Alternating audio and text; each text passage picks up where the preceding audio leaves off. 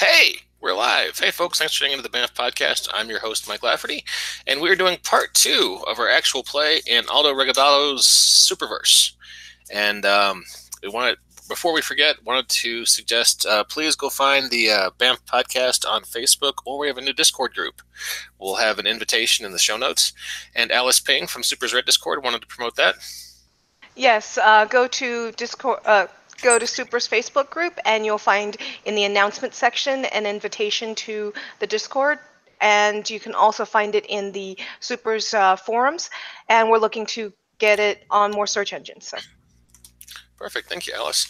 And I guess we should introduce everybody just real fast so we don't forget to. I'm Mike Lafferty. I am playing Captain Battle, who's a Captain America type with a large hammer. Alice, I'll hand it off to you. You can introduce yourself and your character. Hi, everyone. I'm Alice. I'm playing Mistress Mysteria. She is a circus-themed mystic. And, yeah.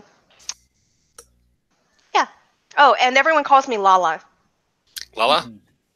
Yeah, L-A-L-L-A. So people rarely call me Alice anymore. Okay, good to know. Brendan? Howdy, y'all. I'm Brandon. I am going to be playing Brunt, the person who was tragically turned into a thing-like monster. It's starting already. I can feel it. Yeah. Yeah. And Walt. Hi, guys. I'm Walt. I play Cowl, and I laugh at Brandon. It's great. And Walt, Cowl is sort of a Batman type? Yes. Batman with basically programmed reflexes and a really cool car. So he was created in part of the Indiegogo campaign for Justice Wheels by some guy named Mike. I don't know. I got nothing. Back in the day, I think Clinton was still president when that ran, so it's that's a while back. All right, Aldo, you are the GM. You are the creator of the Superverse, which is the setting. You want to set us up with where we are and give us a brief recap when we get going? Sure. I'll give you a recap as I recall it. You let me know if I leave out any details that you remember that are important to you. Hey, Yep. Quick question to you guys. Some stuff came up between sessions. I'm wondering if anybody would have a problem if my character's personality changed this week from the first week. I can keep it the same, but No, cool. I don't have a problem with that. She's showing a different facet of herself. That's okay. That's good. Awesome. New writers All showed right. up, and they're changing everything about the character now. It's a whole new team. I forgot something about the way that I originally designed her, so I should play that. Sure. No, that's cool. That's cool. Going from Teen Titans to Teen Titans Go. I'm all right with that.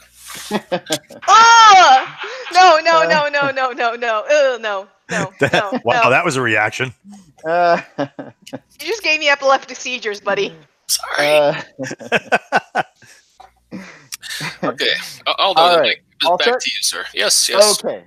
So the story begins in the city of Del Rey, which is on the west coast of the United States. Del Rey is sort of the city of the future by night, with all its high-tech research and development firms and all of that, and it's bustling. It's a bustling metropolitan center of trade for the Pacific Ocean and all of that. But by night, when the mists come in, it reveals a dark and mysterious, if not gloomy side. And it's on one such night that we met our heroes, one February night. And our heroes were gathered together in an as of yet undefined and unnamed alliance by none other than Captain Battle, who was a World War II era superhero who wields a magic hammer and is in contact with other versions of himself from other dimensions. And in one sort of alarming contact with one of those alternate selves, which abruptly cut off, and you haven't been able to reestablish contact, Captain Battle learned that there was some dire cosmic threat that seemed to potentially be centered on the city of Del Rey. And not knowing what else to make of that, he's moved on to Del Rey to sort of serve as a sentinel for that, or to be vigilant for that eventuality, and kind of investigating any lead that might come up that might be tied to that. In that he, over the last, let's say, several months or so, he's pulled together some allies, Mistress Mysteria, Brunt, and the Cowl, who have at least agreed to help him with that to some degree. And on this particular night in question, they all became aware of a relatively large scale event. You knew it was large scale because of the number of police cars that were kind of descending on the location. But apparently, it turns out that there was some sort of break-in or accident or something at a research and development corporation known as Stellar Labs. And Stellar Labs is known specifically for dealing with anything that has to do with space tech, from spacecraft to collecting rocks from outer space and studying them, to anything that has to do with space technology. They probably have their finger in it to some degree. Are they affiliated with the new Space Force? They have probably developed technology that is being potentially used by the new Space Force, or soon to be established Space Force. So we don't know the nature of said Space Force in this reality. But yeah, probably. Okay, so anyway, so you guys all made your way to Stellar Labs right as the police were kind of setting up a police cordon, and there was the head of the super crimes unit, whose name is Captain Kano, who was there kind of coordinating the situation. And actually, Mistress Mysteria had previously made contact with one of the cops to figure out exactly what was going on, and then had talked to Captain Kano, and all of you basically negotiated with him to go in advance of the police, and that they would stay back and hold the line and wait to see what you guys discovered. It turned out to be a smart move, because when you guys went, Mrs. Mysteria did a perimeter search and saw that there was a breach in the side of the building. Other than that breach, the building had been closed down by blast walls that had kind of come up and sealed all the major entrances to the place. But there was a breach in the parking garage area near the service entrance. And as you guys were approaching that breach, Brunt, who is a private eye,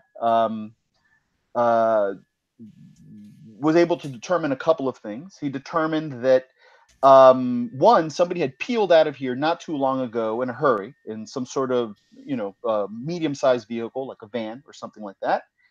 And two, he had also used his tremor sense to determine that there was some sort of heavy movement inside of Stellar Labs itself, on the same level that you guys were on. It was also evident that the breach was from inside out because of the way that the rubble was kind of lying, right?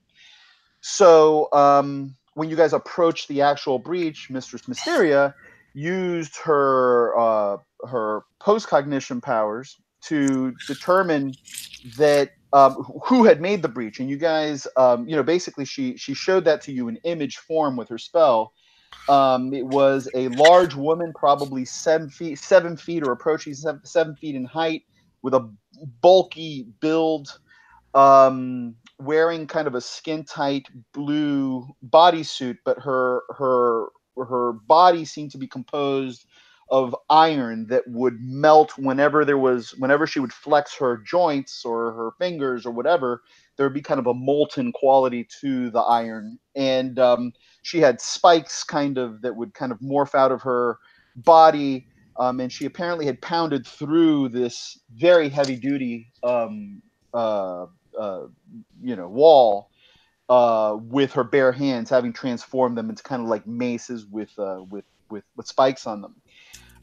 She also was carrying some sort of object on her back. It was about photon torpedo sized, and it was like a smaller photon torpedo from like Star Trek 2, and it was kind of like a coffin sized sort of box with rounded corners, She had it strapped to her back. It looked like with parts of her own body that she had wrapped around it to hold it in place, and she was carrying it out of here like a backpack. It also had like a band around the center of the kind of the long, the elongated shape of the box. Along the center, there was a band of there were inputs for various kind of technological devices, and the cowl was able to use his knowledge of future tech because he heads, is it Valkyrie Industries? Yes. Yes, Valkyrie Industries. He is the CEO of that, the founder and CEO of that company, He right? is. He is. So he was able to tell that the technology that was being used here was one, something that would be, it would have multiple functions, but mostly it's a kind of like uh, a stable environment that could contain something while different types of diagnostic probes were being sort of run on it. It's like a and it was multifunctional, so you could use it to contain energy sources or use biological or all sorts of other kinds of potentially dangerous materials that then you can kind of study with all the various inputs. You also determined that the company that makes these things, this particular make, is a company known as Stanton United Technologies, or SUTEC. They are not based in Del Rey. They're actually based in Los Milagros, which is a city also on the west coast of the United States, but further south. And they are rivals. They are rivals too. They have a broader concern. They have a broader portfolio in terms of what they deal with, but they're an R&D firm that can come into conflict or rivalry, I should say, with Stellar Labs. You guys then went into the facility. Going down the first hall, you were attacked by a series of drones. These drones came around the corner. They warned you in kind of high-pitched voices to leave, that you were intruders, that you should leave. You did not, so there was a battle with the drones. You pretty easily defeated them. And then as you rounded the corner and headed deeper into the complex, you were attacked by what Brunt had earlier sensed, which were some security robots that had actually like blaster cannons for hands. You guys fought, I think it was 3 of them in a hallway, and managed to defeat them, even though some of you took a little bit of wear for the event. Now, I would be remiss if I didn't point out that right before fighting these security bots, there was a very, very dramatic and heartfelt scene when Brunt noticed a dead body that was lying in the hall. The person was dressed like a janitor, but he was wearing under his janitorial under his coveralls, he was wearing like a bulletproof vest. But that had been blasted through. His chest had been blown apart, and his he had his submachine gun lying next to him. And Brunt, who knows something has had run-ins with the criminal underworld, pointed out that this was none other than Yeleni the Zipper, who was known as such because he could mow people in half with his submachine guns with expert skill. And there was a complex set of emotions that were expressed there. I believe most of us were trying to not to piss ourselves as we were listening to Brandon's rendition. Yeah. I'm a very multi-layered individual. This granite runs deep. And then Brandon continued to laugh for 10 minutes because the guy was in a saw and a half. Yeah. Yes.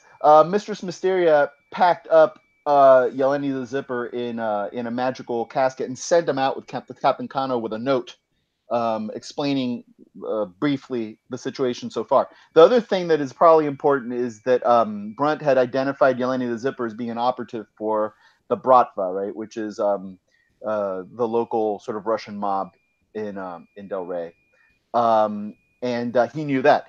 As you guys went down, in the hall where you ended up fighting the robots, there were a few more bodies similarly killed and similarly, wearing also like janitorial clothing. And then when you finally defeated the last of the robots, you were in a you were basically at a bank of elevators. The elevators have like keypads and stuff. One of the doors to the elevators is bashed open, like with the debris falling into the room that you're in. Also, in the room with the bank of elevators, directly opposite the bank of elevators, there was a window, a bulletproof glass window, and it's obvious that in that room there is kind of a control center that can overlook this area where you're standing. And I think one of the last things I mentioned is when you guys looked into that room, that there were quite a few dead bodies in there. All of them were wearing Stellar Labs security outfits, right? They were obviously employees of Stellar Labs, and it looks like they were killed in there. All right, but they weren't killed by blaster fire like the guys in the hall were. They were instead, some of them at least, were expertly cut in two by bullet fire. So zipped, you might say. Zipped, yes, exactly, and that's Or where we left off. Or yes. So that is where we left off. What do you guys do? Have we made contact with somebody from Stellar Labs yet? No, you haven't. You have not. And so basically everybody that on the premises that could answer any questions or is representing Stellar Labs is on the floor in front of us. Yes, these So are the far.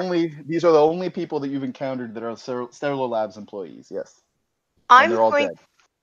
I'm going to continue my original plan, which is to find places where they would have, the if they had other people there being experimented on or held prisoner in some regard for lab testing, I'm going to go looking for them. Okay, so where will that take you? Where are you heading off to have that look? Oh, Alice, I can't hear you. I've lost your sound. We don't judge. Hello? I lost her sound too. You want to relate what I said while I fix it? We got I you can now. hear you now. Now I Cool. got you, yeah. Yeah, that keybind program seems to glitch out if I start using it for too long, so I'm just going to leave it off, I guess. I am still going to be looking for for somewhere they would have those people. I actually want to see if a lot of buildings like this, when you go into, when you start hitting a main area, there's going to be those kiosks with directories of maps, or there's the fire escape plans on the walls of if in case of fire, go here and here. So I'm going to look for those plans at this point. Okay, there isn't a kiosk that sort of says you are here and then shows you like in detail, but you do see like a fire exit plans. Fire exit plans. Okay. On the wall nearby, and they all deal with this floor, pointing out towards various exits. They don't seem to detail any of the other floors on this plan, right? So you don't know, That's fine. Yeah, and the stuff on this level, it's actually, you can tell that it's mostly there's when you actually come into Stellar Labs, they have kind of like a visitor center in the front, kind of like in Jurassic Park, right? When you walk into the facility and they have like displays of dinosaurs and stuff like this. Except this is all, of course, about space and the universe and blah blah blah, right? Welcome to Stellar Labs. Exactly, that sort of thing, right? And there is actually kind of like an amphitheater that takes up much of that area, and then you can see that in the back there are, which is there where you are. It's more like most like service areas and stuff. Look, a glance at that map doesn't show anything on this level that would probably be of the nature that you're looking for. You also notice that there are different banks of elevators that are also on this floor that look like they head in different spaces, but the ones that you're standing before are in a kind of more secured area of the facility. So if there's anything that looks kind of like higher tech, higher stakes, it's in this kind of central area where you have this observation kind of hub, the security hub, and these elevators. Everything else around it looks pretty pedestrian. I vote we go. Anybody hack? I look around at the four of us, or three of us. I don't hack, but I sometimes pummel things quite hard. Well, I'd like to take those elevators, but I don't know if we're going up or down. And what do Well, you well, they've been doing this. I've kind of rumbled over to the dead bodies, and I'm gonna start checking them out a little bit, using my expert PI skills, and I got a bunch of these competency dice, so I want to use one of them to find that dead security guard that always forgets stuff. Since they don't have stuff clearly labeled, I bet he's got a little guide on what's on what floor that he might get to, or pass keys or something like that. Yeah, check for keys. Illegal experiments on level 5. Okay. Exactly. I mean, he needs to avoid that place. All right, tell you what. Now you're going into the security hub then, right? Which you guys haven't actually entered yet. You looked at it through the glass. But now Yeah, you're that's where actually I want to, rumble on over to.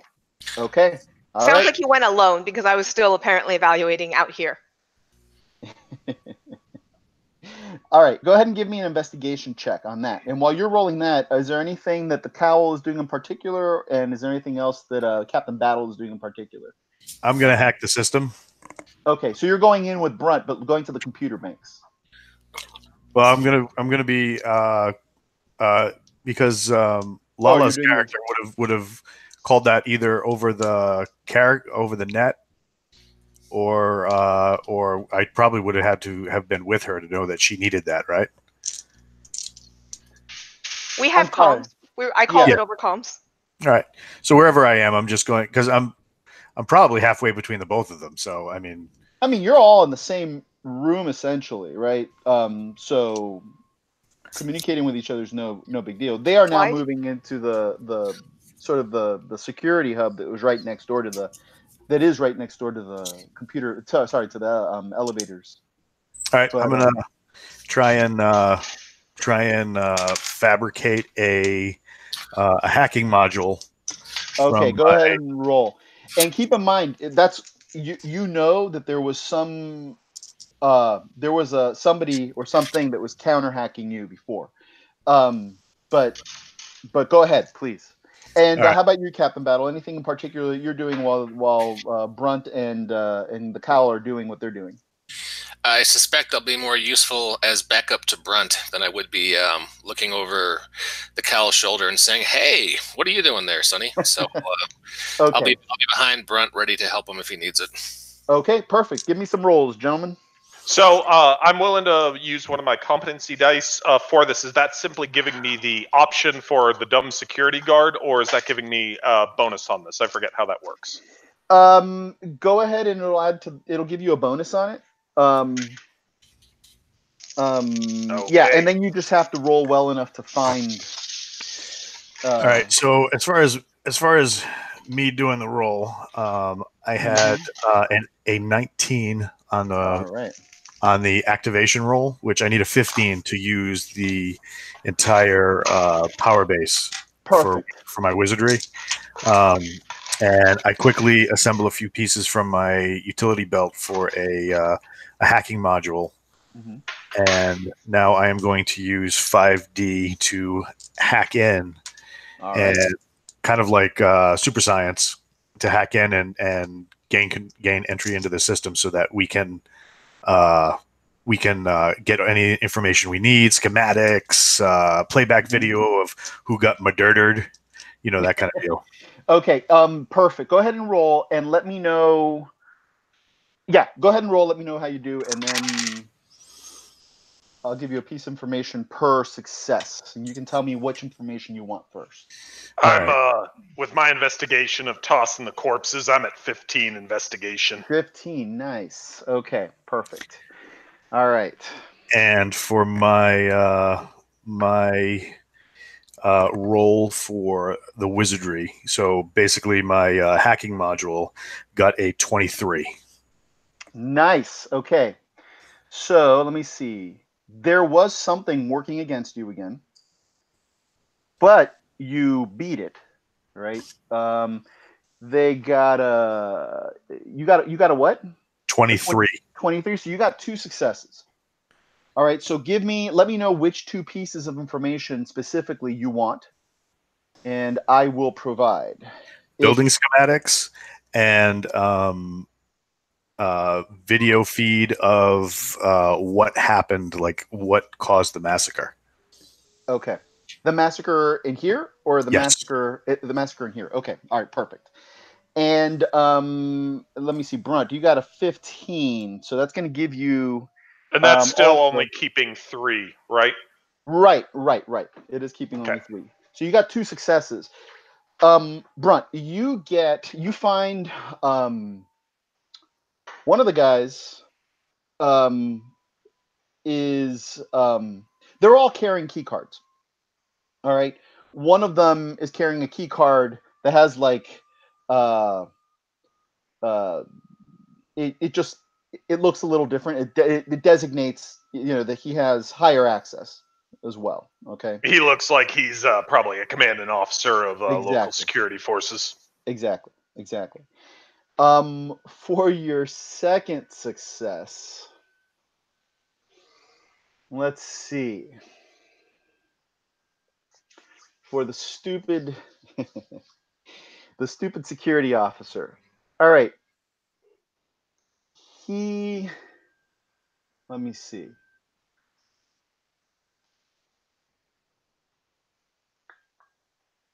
Um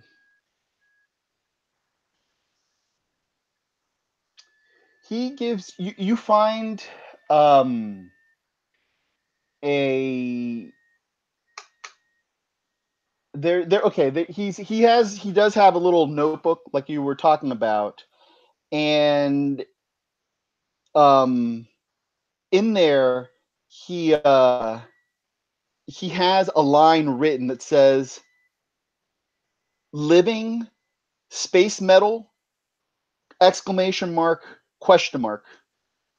Okay, and it's like it was like it doesn't seem related to the other things that he was jotting down, but it was almost like he he was writing something which he stopped writing midway, and then it's almost like he heard something or realized something and wrote that down as he was thinking it and underlined it, and that's it. And then he continues to take notes after that. That's like 3 pages ago, right?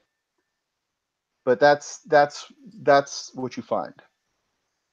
Okay. So using my investigation as they're working hacking, she's looking for the directory and such, and even cross-referencing with the companion of mine who's over my shoulder. I heard. Can we try and determine any sort of possible location he might have been during that note taking, since it's just kind of in the middle of stuff? Let me get back to you on that one. That you might need another investigation roll for that. Let's turn to Walt. Walt, you had 2 successes. You're looking for schematics. You found them. You found schematics for the 10 stories above you, which seem to be actually it's probably like a 5-story building. That seem to be no, it is like 10 stories, but the Office and labs and stuff. yeah, office and labs and stuff like that. But then there's also a series of basement labs that that look like they are. You can just tell. Well, yeah, there's also a series of basement labs, and those areas look like they have more more capacity for. They look like they have their independent power sources that are down there. They have large rooms to hold large equipment. They have there's a very large service elevator that you can actually get to from this floor that leads with an elevator straight down to those levels and opens up with some very large areas where they can move heavy equipment in there. And it's about 4 stories. No, I'm sorry. It's about 7 floors worth of labs down below. Okay. Send that schematic to everybody on the team. Okay. And what do I got on video? On video, you have basically you see one of the security guys get up and go over to the security door, to the door that you guys came in to come in through here, right? And there are a bunch of janitors. They look like they're janitors who whip out of their coveralls submachine guns and just start blasting everybody away. And then you see coming out of the sort of the cart they were pushing, that metallic woman kind of morphs out of there, and stands to full height, but doesn't seem to get involved in the fight because the henchmen have it taken care of. They then move in there, and they start one guy moves in there and starts checking the computers. The other guy's just standing around with their SMGs. And then the guy who's looking at the computers says something like, he looks panicked, and then they all move out, and then they all move out of the room. They all run out of the room, okay, and out of the line of sight of the cameras that were trained in this room. All right, Okay. make sure that everybody else can get access to that as well, and Okay. I'll start monitoring what the police are doing outside, because I'm pretty sure they're not going to, once we have this all said and done, and make sure and that there's no machine gun toting space morphers anywhere else, we'll probably be able to get the police in here to start doing some real investigating, so we can apply our efforts elsewhere. Okay. Perfect. All right. So, are you relaying this information right now to the police, or are you? Absolutely. Yeah. Okay.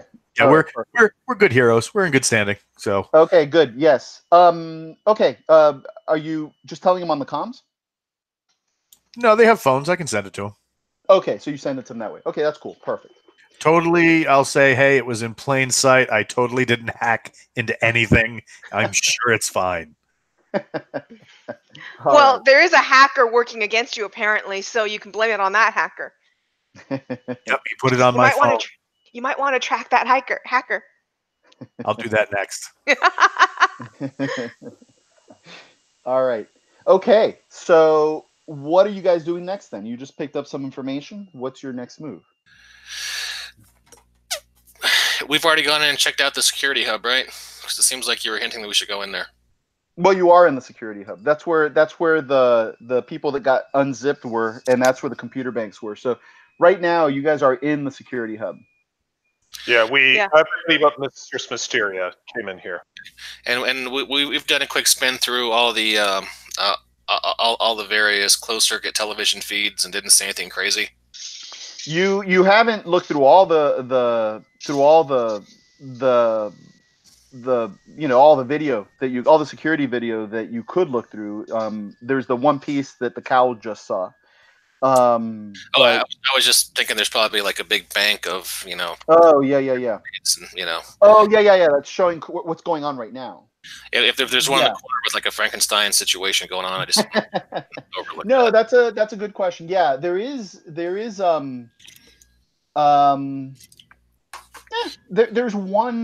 of the screens does show a lab. It's one of the labs. You can tell from the schematics that the cowl just sent you. It's one of the labs below, and it looks like it suffered some minor damage. Like there was a piece of equipment that was ripped off of another piece of equipment, and there's obvious pieces and stuff lying on the floor.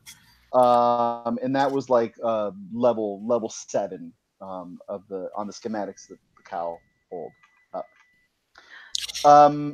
Cal's from Captain Cano. When you said, and I totally didn't, have there, he just writes back, understood, period. And then he says, we have the chief security officer for Stellar Labs and the CEO here with us. Maybe we should recommendations?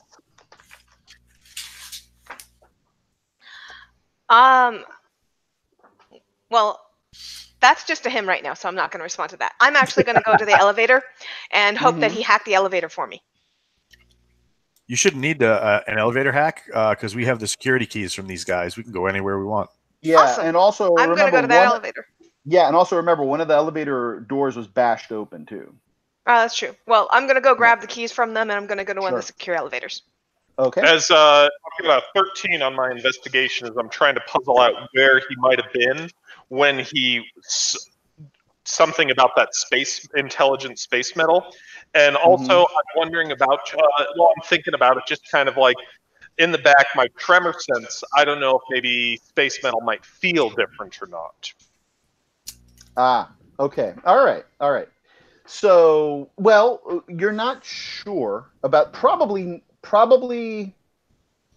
the tremor sense probably wouldn't be able to differentiate between probably theoretically wouldn't be able to differentiate between the space metal or any other metal. You're picking up sort of like how much mass is causing a disturbance in the ground and stuff like that. So it would just depend on whether there was something wonky about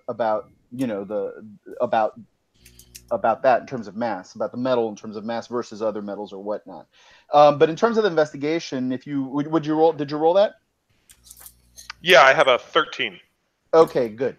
So the other notes around that note, it looks like he was serving as security for a meeting in one of the upstairs offices. There's a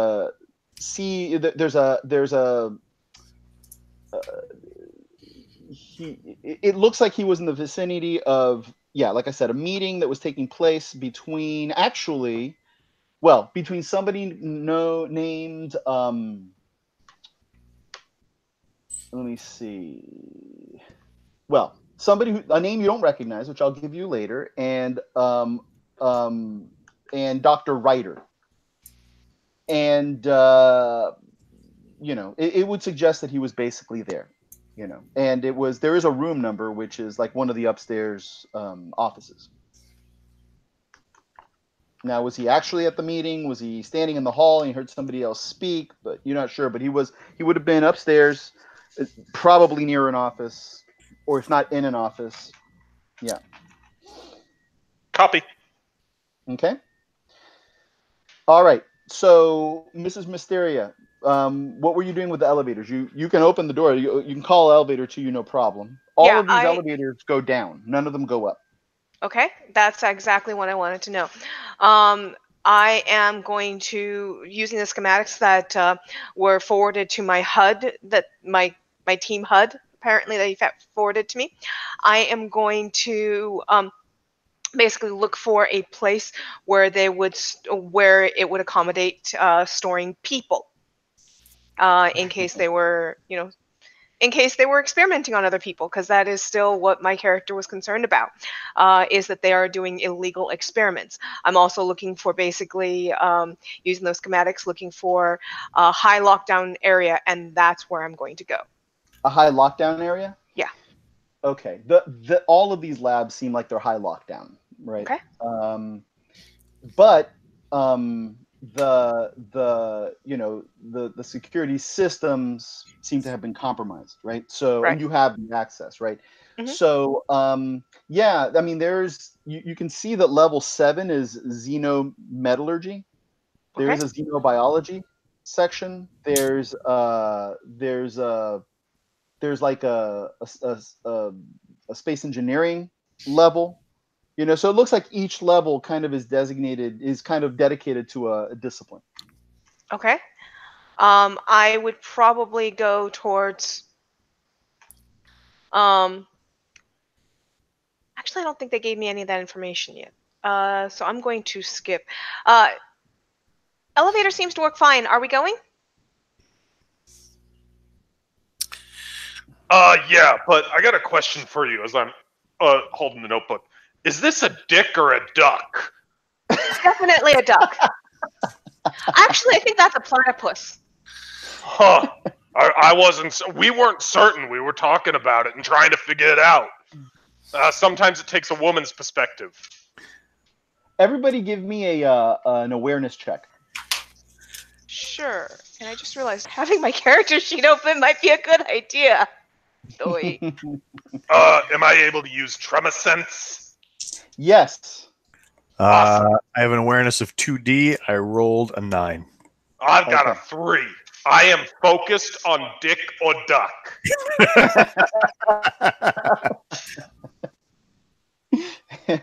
All right. So, Cowell, you're kind of like Definitely not a at, duck. at the computer. You're maybe turning back to the computer after like texting information to or sending information to Captain Kano, and you hear a bump in a locker in the same room that you're in. I got an 11. You also heard a bump. Actually, you're out by the elevators. Yep. As opposed to by the in the security Right. lab, so you actually don't hear. That's fine. So I rolled a 16. I got 4 dice. You totally heard it. So, because you're also in there with the Cowl, right? So, I think so. yeah. So you guys might even like exchange glances when you hear. Great Scott. It just sounded like a bump, like something like thudding against the metal of the locker. It's like a like a storage locker in the security hub. As he says, "Great Scott," I'm here like, I didn't think a platypus was that surprising. I mean, I guess we go check out the locker. How do you do this? Captain Battle has a hammer, so I'll stand beside the locker, and then if something flies out of it, he can put it back in.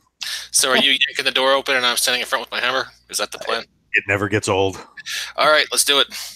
All right, you yank open the locker, and you're standing there with the hammer, and there is a guy wearing a janitor's outfit, like kind of contorted in with the other stuff that's in there.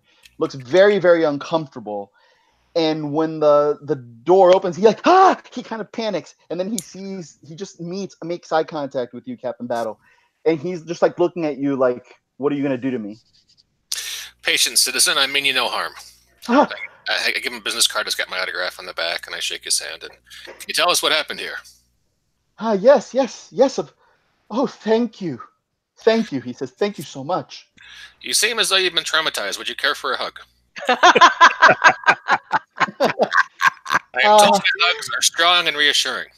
I'm here for you. He says this? He does say this? He's been fighting crime for 40 years. He's a sensitive man. He understands the, you know.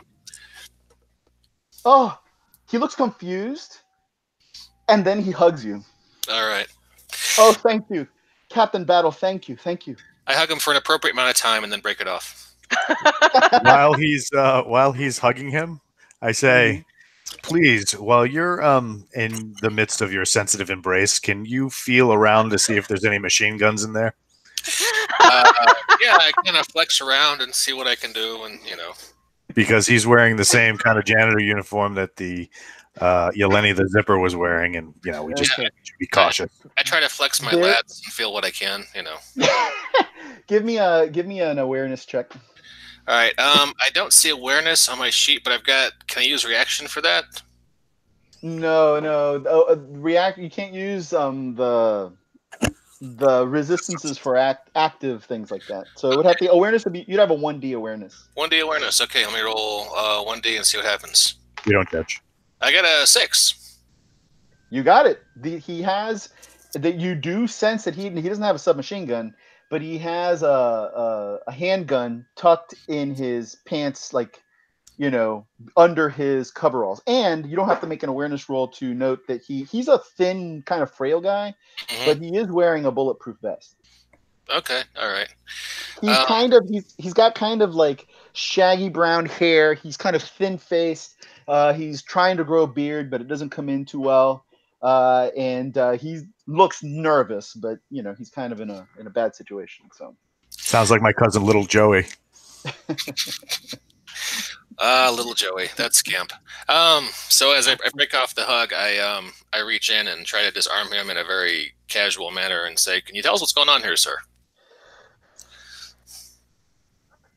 Yeah, yes, of course I can. Of course I can. I'm just grateful that you came by. Could you carefully hand us that handgun before we have this conversation? The handgun? He looks at you kind of like incredulously. Oh, yes. I took this, and he unzips his coveralls, and reaches back. I took this to protect myself when everything happened. Mm-hmm. And he hands you the gun, kind of like holding it by the barrel, and he hands it to you. Okay. We ask him for the story. Okay. By the way, On while this open is going comms on, or because I'm in the another room? Oh yeah. yeah, Okay. by this point, the rooms are adjacent. You were Okay. Then I'll come so back. you can hear Yeah. this. You can hear. There's Sure. just a bump in the closet. You're maybe too far away, Okay. too removed from. But this you can hear. I'm not gonna go running off without them right now, so I'll come back then. Okay. I don't know, that platypus idea is kind of interesting, That's but true. I'm He thinking showed me- now maybe it's a dinosaur. That's true. He did show me the platypus, so I'm in the room now.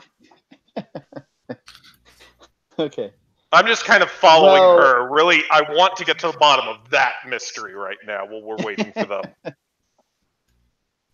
I'm going to be Okay, rendering it so- 3D in a hologram for him, and it's going to be on a carousel. So all these different options, I open up my hands, and a carousel appears on my hands in a hologram, and it starts spinning up and down. And there's a platypus, there's a dinosaur, there's a male body part. So and I'm generating options, and you hear music, you hear circus music going, and as I'm showing him the merry-go-round. Loading. Oh, no, that's not at all what it... That's disgusting. Put that away. Definitely not a duck. That is coelacanth. All right. Well, he says, well, here's the thing. I'm a little ashamed to say this. I should have been made of stronger stuff. And he looks at Captain Battle, and he looks at the cowl, and he's like, I should have been made of stronger stuff, but these men came in here. They threatened my family, and they used my access to Stellar Labs to come in. I had no idea that this is what they were going to do. I didn't know that they had murder planned. But they threatened my family, and they convinced me to bring them in here, and then that monstrosity came out of that. I didn't even know they were bringing that into the building, and they've killed all my friends. And I don't know how to explain it. I don't know what they want. I don't know. I'm just grateful that you came by. Do we think And he's then he telling the stopped truth? talking. Huh? Do we think he's telling the truth? I don't know. Do you? Are you going to try to roll something to determine, or I are have you going streetwise. I can roll that. Why don't you All right. roll? I don't have streetwise. Let's see. I got a 10. a 10? Who's the limp noodle? He's lying. He's lying. I say, I asked Brunt to come over. I walk on over as I'm like, who's the limp noodle? His Uh, eyes widen. The carousel's following him, well, actually in front of him, so that he can continue to examine. It's floating in front of him. I ask Brunt to grab him by the overalls, lift him up a few feet onto the wall, and slam him there and just hold him in place for a minute. Okay. Oh, I know who this is then. I do that, but I invert him before I put him to the wall. So he has his back to you and his face in the wall? Upside down, so his head upside is down. aimed I at got the you. ground. I got you. Okay. What is this? What do you mean? Well, see, in wrestling, a move like this is somewhat called a pile driver, which since I'm a pile of rocks and I will be the driver, I think is extremely apropos, if you know what I mean. Okay. So Okay. when he says wrestling, you hear the ring of the bell in a boxing ring. I generate a bell next to his ear, and you all can see it, and it ding. Round one. No round. I'm sorry. I'll tell you the truth.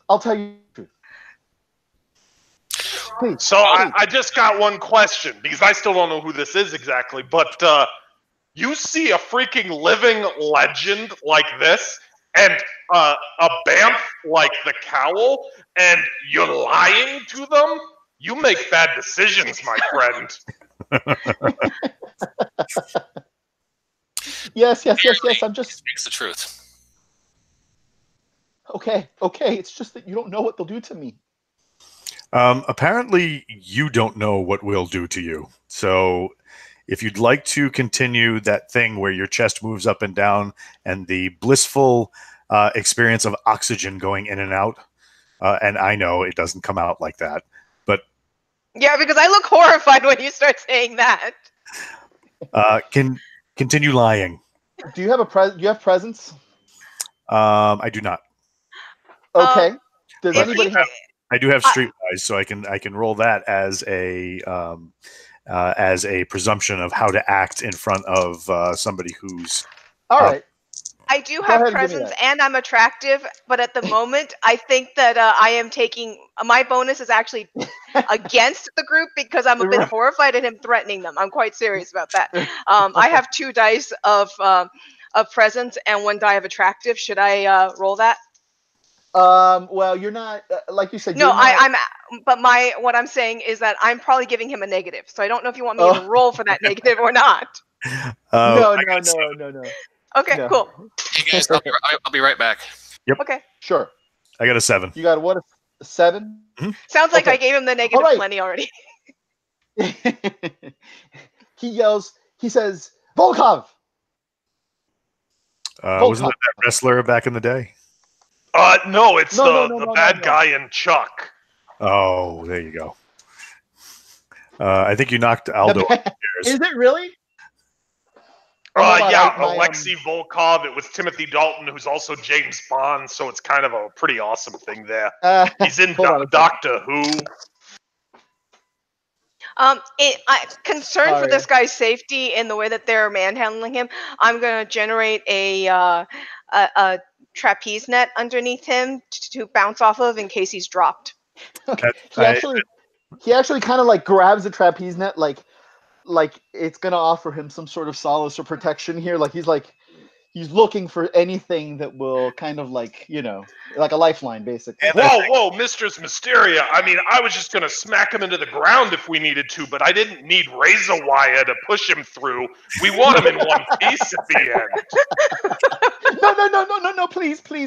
It's Victor Volkov. I work for Victor Volkov. That's the truth. That's the truth. Is that the CEO? I ask him in character.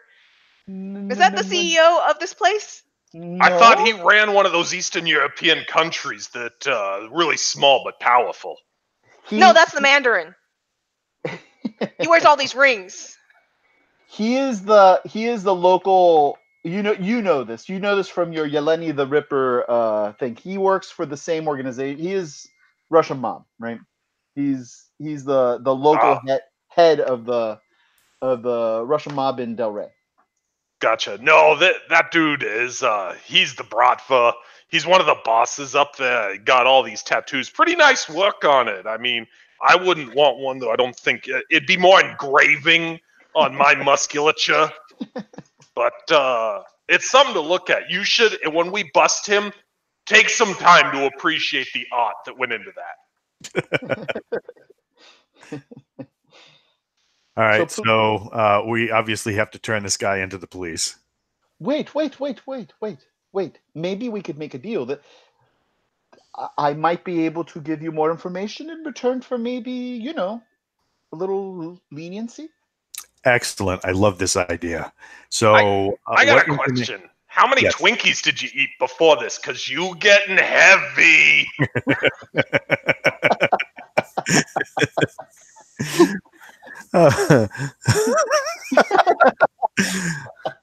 Now, before you end up with a rocket-propelled ride through the net and into the floor, who is the bronze-skinned female that materialized out of the cart?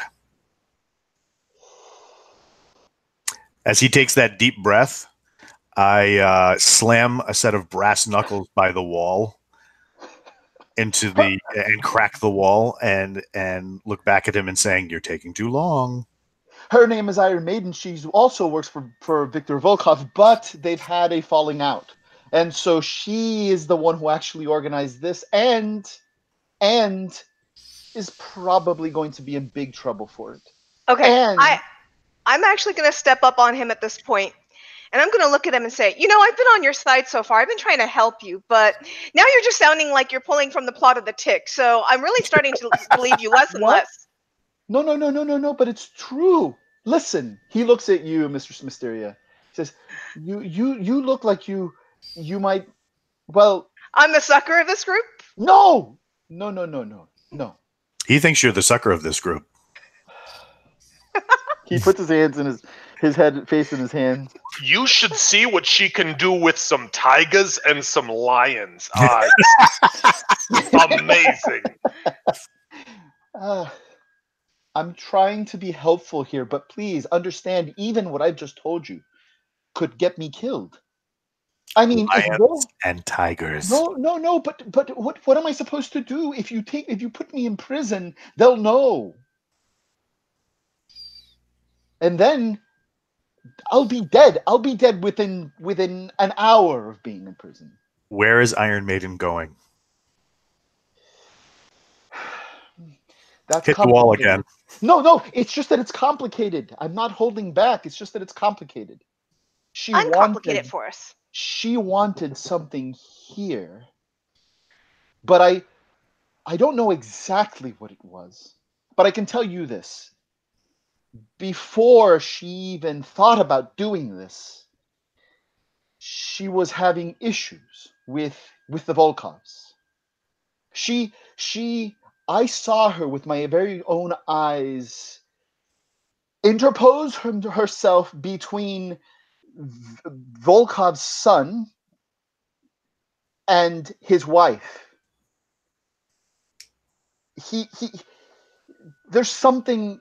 Anyway, they were on the outs. And who is she protecting, the wife or the son? He went to go smack her across the face, and Iron Maiden threw him across the room. Maxim is his name. And, well... You look like you're really getting tired there, Brunt. You need a hand? What? What did I do? What did I say? I got a question. How does Dr. Ryda fit into all this? I don't know. What's your name? Benny? Benny, can you do the splits? No. I can see where this is going. Wait a minute. But what do you want me to say? I'm cooperating now. Where is she going? I asked where she was going, and you gave me a story about a mother and son. I want to know where she's going. I don't know where she's going. Did you have a backup plan to meet somewhere in case you guys got separated? And how did you end up in the locker? I hid there after the robots came and killed them. He looks out the door. Backup plan. Where were you guys supposed to meet?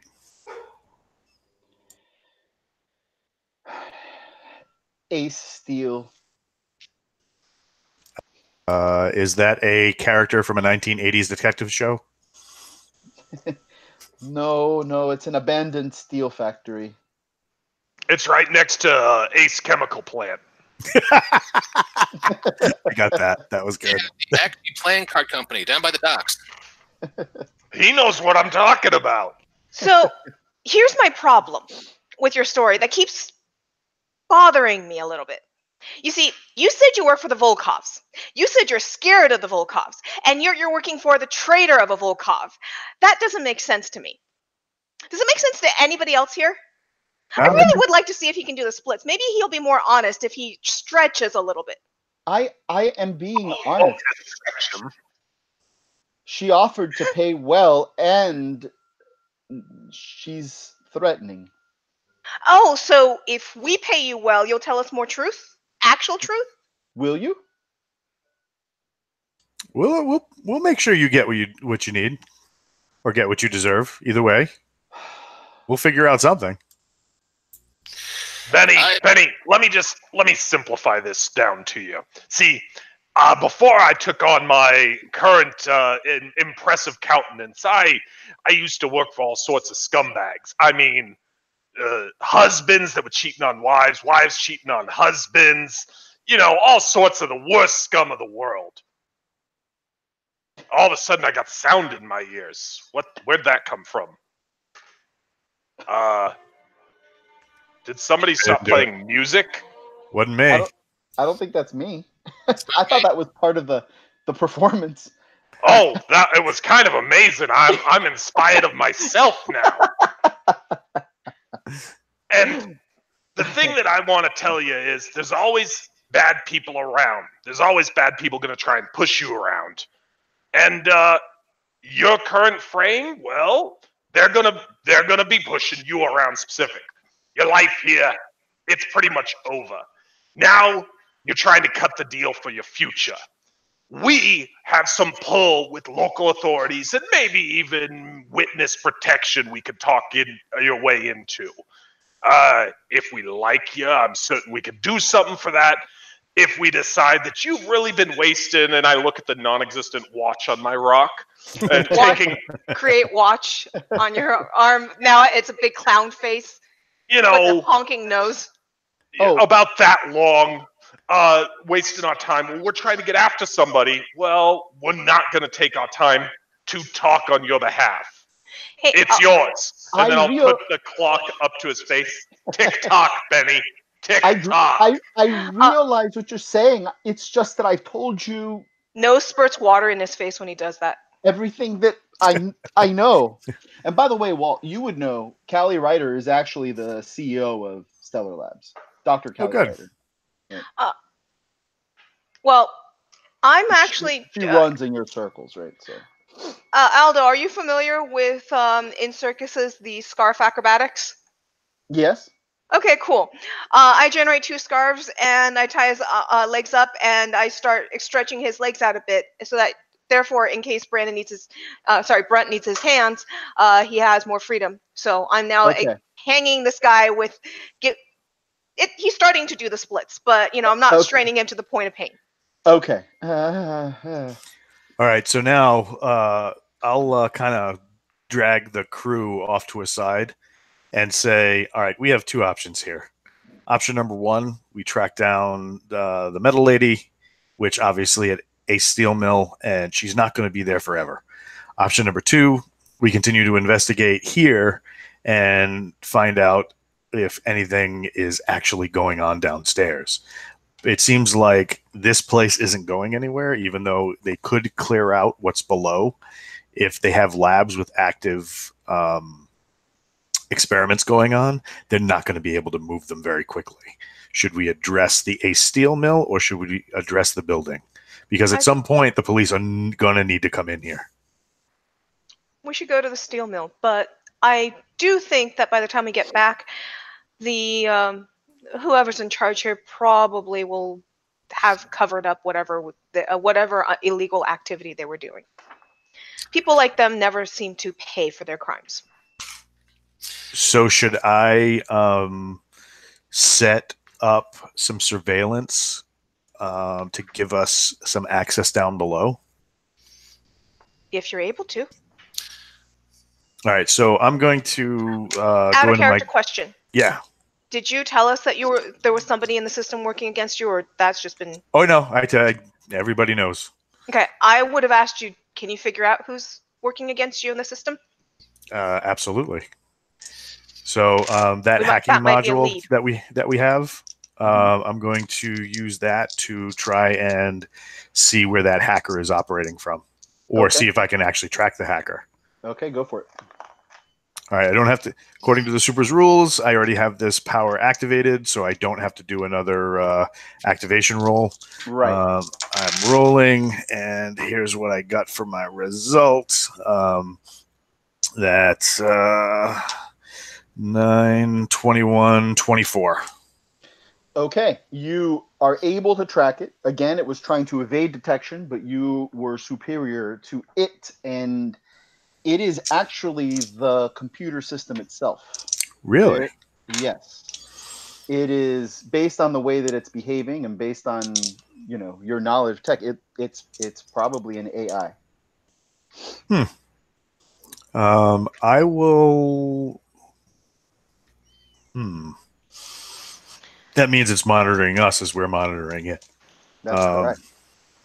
That's something we can address at a later time.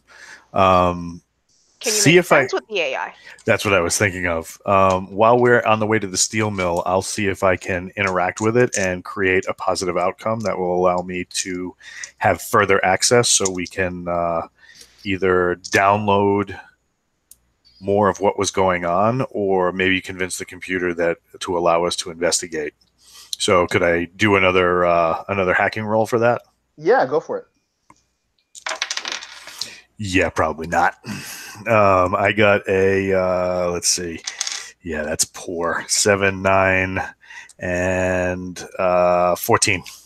14. Well, guess what? It also 16. rolled, Excuse me. 16. It also rolled poor.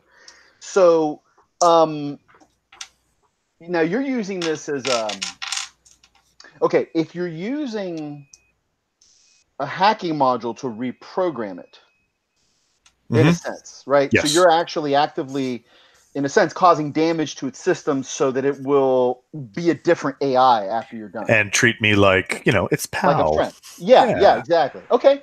Okay. Well, you did get a die of effect on it.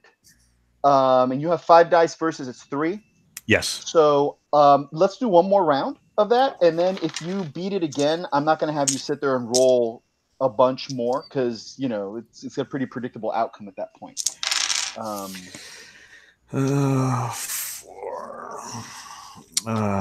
That is let's see, that's 8, 15, 16 again. Okay, so you did significantly reduce it again, and a few moments later, you could basically have established that friendship relationship with the newly reconstructed AI. I kind of like tap Mistress Mysteria on the shoulder, and I'm like, "We're in. We can investigate that later. We should get to the steel mill." Now, there's a rule that whenever you do hacking, at some point you have to say, "We're in," right? That just makes it dramatic. Yes. Yeah. The doorway that we are in front of to leave this building, I am going to turn that into a tent flap. I would like a map of where the steel mill is. Do we know where it is? Yeah, you can punch that up pretty easily. Okay, great. Yeah. I am going to near the steel mill. Is there a building that would be like across the street or next door, across an alleyway, that we could land on the rooftop of?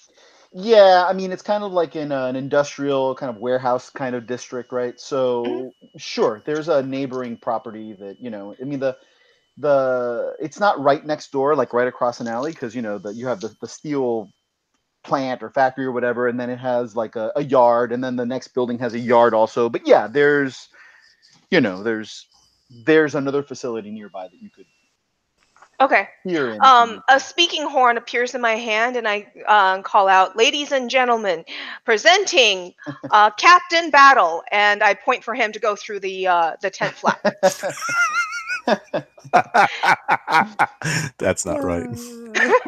And I then say, "And the magnificent and stone smooth front," and the mysterious shadow dwelling freak known as the Cowl. And each time I point them through to walk through the tent flap. When they step through, there's no need for hurtful language, I say to the voice above. and as they step through, they're going to step onto the rooftop that I was just mentioning. And then I'm going to follow them through. All right, perfect. And so you're leaving Stellar Labs. Does anybody send like a text right before they go through for the cops to come in, or you're just? I did not, and the guy is still acting as a scarf artist with his legs. So you just leave it like that. Yeah. I left him like that. Yeah, let's call the cops and tell them about Benny and whatever else we know. All right. Did we ever find out Benny's nickname? Because we had Yeleni the Zipper. What's Benny? The stick figure? If we're going to the fastener theme, it should be Benny the Button, right? So we are following Iron Maiden to the steel mill, and I am trying my hardest not to make any kind of song puns from obscure 80s metal bands. And so we're next door to the steel mill, plotting our strategy. I got you guys. Yeah, I brought us onto the rooftop across an alley. Okay. I wouldn't call Iron Maiden obscure. Okay. Compared to okay, fair enough. So let's run to the hills. Sorry, that was inappropriate. So how do we want to do this? By the way, how do you want to do it? It's minor still side night. Oh, go ahead.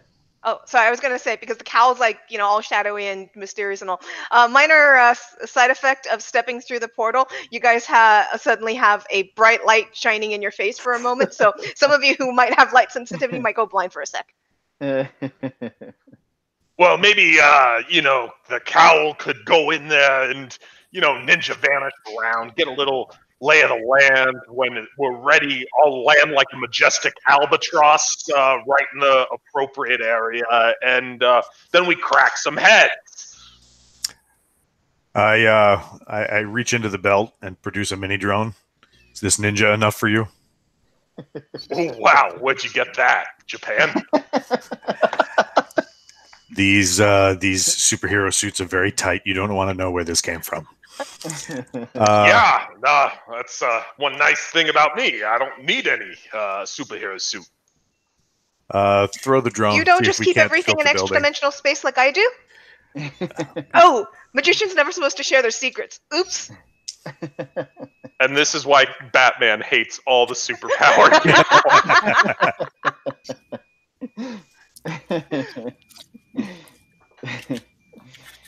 I'm a little less straight-laced this week.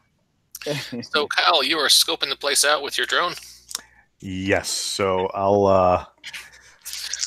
I'm going to use it as a like a super sense, and I'll roll for an activation. I'm only going to use 4 of the dice because they probably don't have very high security measures.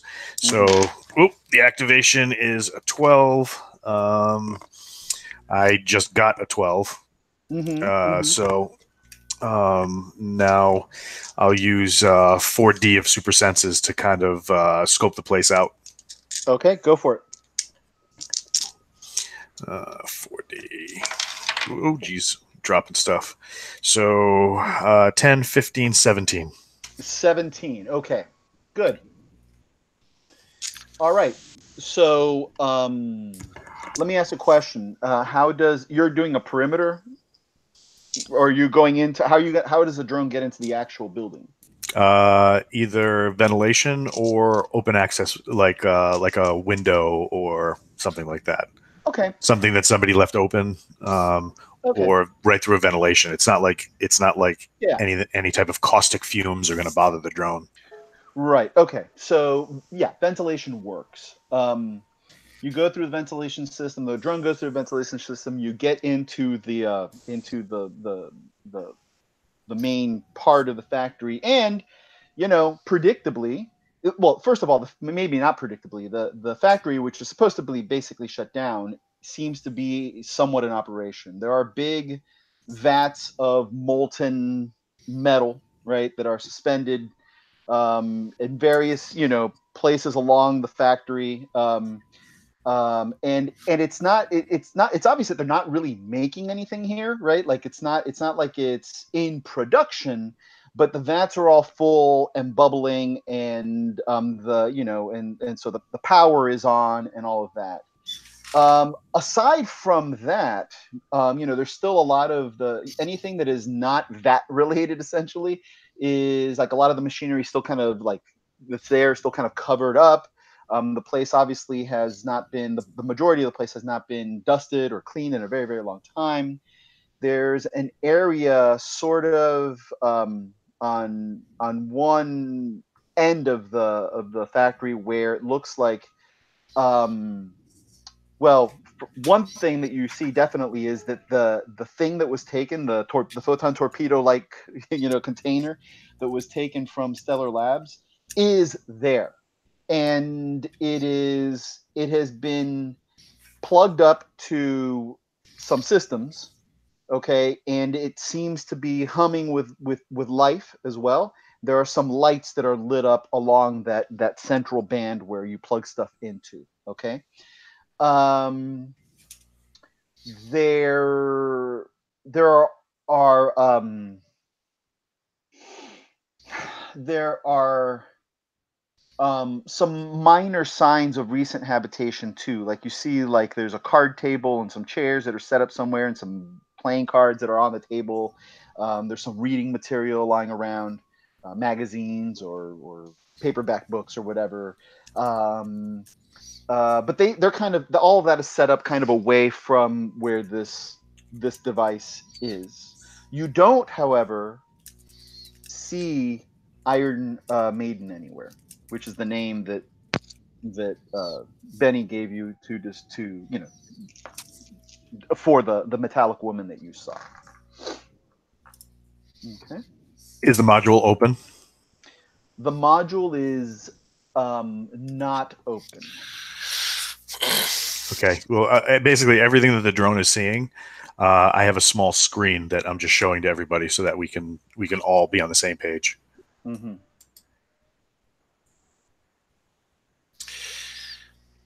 Okay. I think we need to get in there.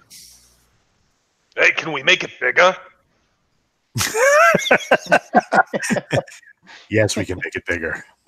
Oh, see, I don't use stuff like this because, like, I've broken so many phones. By the way, for my own internal pacing, how much time do we have? I go to bed about midnight Pacific time. I know, Mike. Mike, how are you? Do you have to pick up your kid and stuff today? I do, but not for a couple more hours yet. I Okay, don't have okay. any meetings Good. this afternoon, but if we could wrap it up in the next hour and a half, that would be Okay. handy. Okay, that's good. Just making sure that All right, good. Okay, so what do you guys do? I think we should go into the steel mill. If you guys want, I can charge in to create a distraction. You guys can sneak in more stealthily or however you want to do it. I think we should go in and open the photon torpedo tube or whatever we want to call it. So earlier I picked this up and I pull out my notebook. We're still waiting on your input on this, Cal, but we'll get back to that. Going past the picture. And but right here, the guy was talking about some sort of sentient space metal or something. So I'm thinking that's probably what, the metal lady might have wanted. I don't know. Maybe they're the same stuff. Maybe she's hoping to have metal babies, a metal army, obey her will, something metal. Yeah, in a steel mill with living metal, that might be a problem. So you think this is a trap? Oh, I didn't even think of that yet, but if it is, let's go. I love a good trap. That's when they all rush at me. I'm slow. I don't have special doorways like you do. If they come at me, it's better. See you all inside. I'm going to grab a. I'm going to say that on this rooftop there was, those plastic recliner chairs that you sunbathe in or whatever people lounge in, Sure. and that's going to come towards me as the filaments of the embroidery on my arm comes up, and it morphs into a ornate pillow. I hop on it and I float down. Okay. I start flying off. You're floating down towards what part of the factory? You got I'm going to float towards windows, highest windows. In fact, factories like that usually have skylights, so I'm going to head towards the skylight. Okay, perfect. You can access the skylight, no problem. How about the rest of you? So are you following her, or are you coming in from a different angle? Like I said, majestic albatross landing. Thunk. Okay, so you're basically like you're are you how are you getting yourself over there? Like, are you gonna like It's a super leap right in okay, front of the main doors, and then I'm okay, going and through. then If through they're the gonna front door. start shooting, they're gonna start shooting at me. I figure everybody else will be able to do more interesting stuff that way. Okay, okay, perfect. And how about the cowl? And how about Captain Battle? Go ahead, Go. Mike. I just jump over. Is there a skylight? There is a skylight. Yes. All right. I jump into the skylight and just try to do a superhero landing on the floor. Okay, perfect. And the cowl, finally, last but not least. I'll zip line over to the skylight, and then I will. I'm not going to drop all the way in. I'm going to use the shadows in the ceiling to stay hidden until they need me. Okay. Okay, fantastic. All right. So this is what happens. Now in relation, Captain Battle, to the casing that I've been calling photon torpedo shape, where you want to land in relation to that. As close as I can without being on top of it. Okay. Okay, so you're kind of aiming for like right next to it. Whatever seems like a prudent distance from a mysterious case. You know. You got to define that for me. 6 feet. 6 feet. Okay, that's fine. That's pretty close, but that's good. Okay. All right. So this is what happened. Captain Battle, you jump through the skylight, you land right next to the platform where this thing is kind of hooked up. You know, you make it's a pretty hard land, right? So you kind of shake the whole kind of platform a bit, but it doesn't come down or anything like that. At about the same time, Brunt smashes through the front doors of the factory and comes lumbering in. Okay, and Mrs. Mysteria, you come in, I assume, relatively close to where Captain Battle just landed on your fluff pillow, right? Yep. Okay, so you're above him, but you know, but in the same area. Let's say be within 10 feet of him. Let's say, Right. And you or said that there are closer. these big vats of molten lava molten basically for molten melting metal, metal. right? Yeah, Cool. yeah, Good. yeah. There are various ones all over the place. There's a couple kind of close to where the let's say within 30 feet of where the casing is. Okay, Fantastic.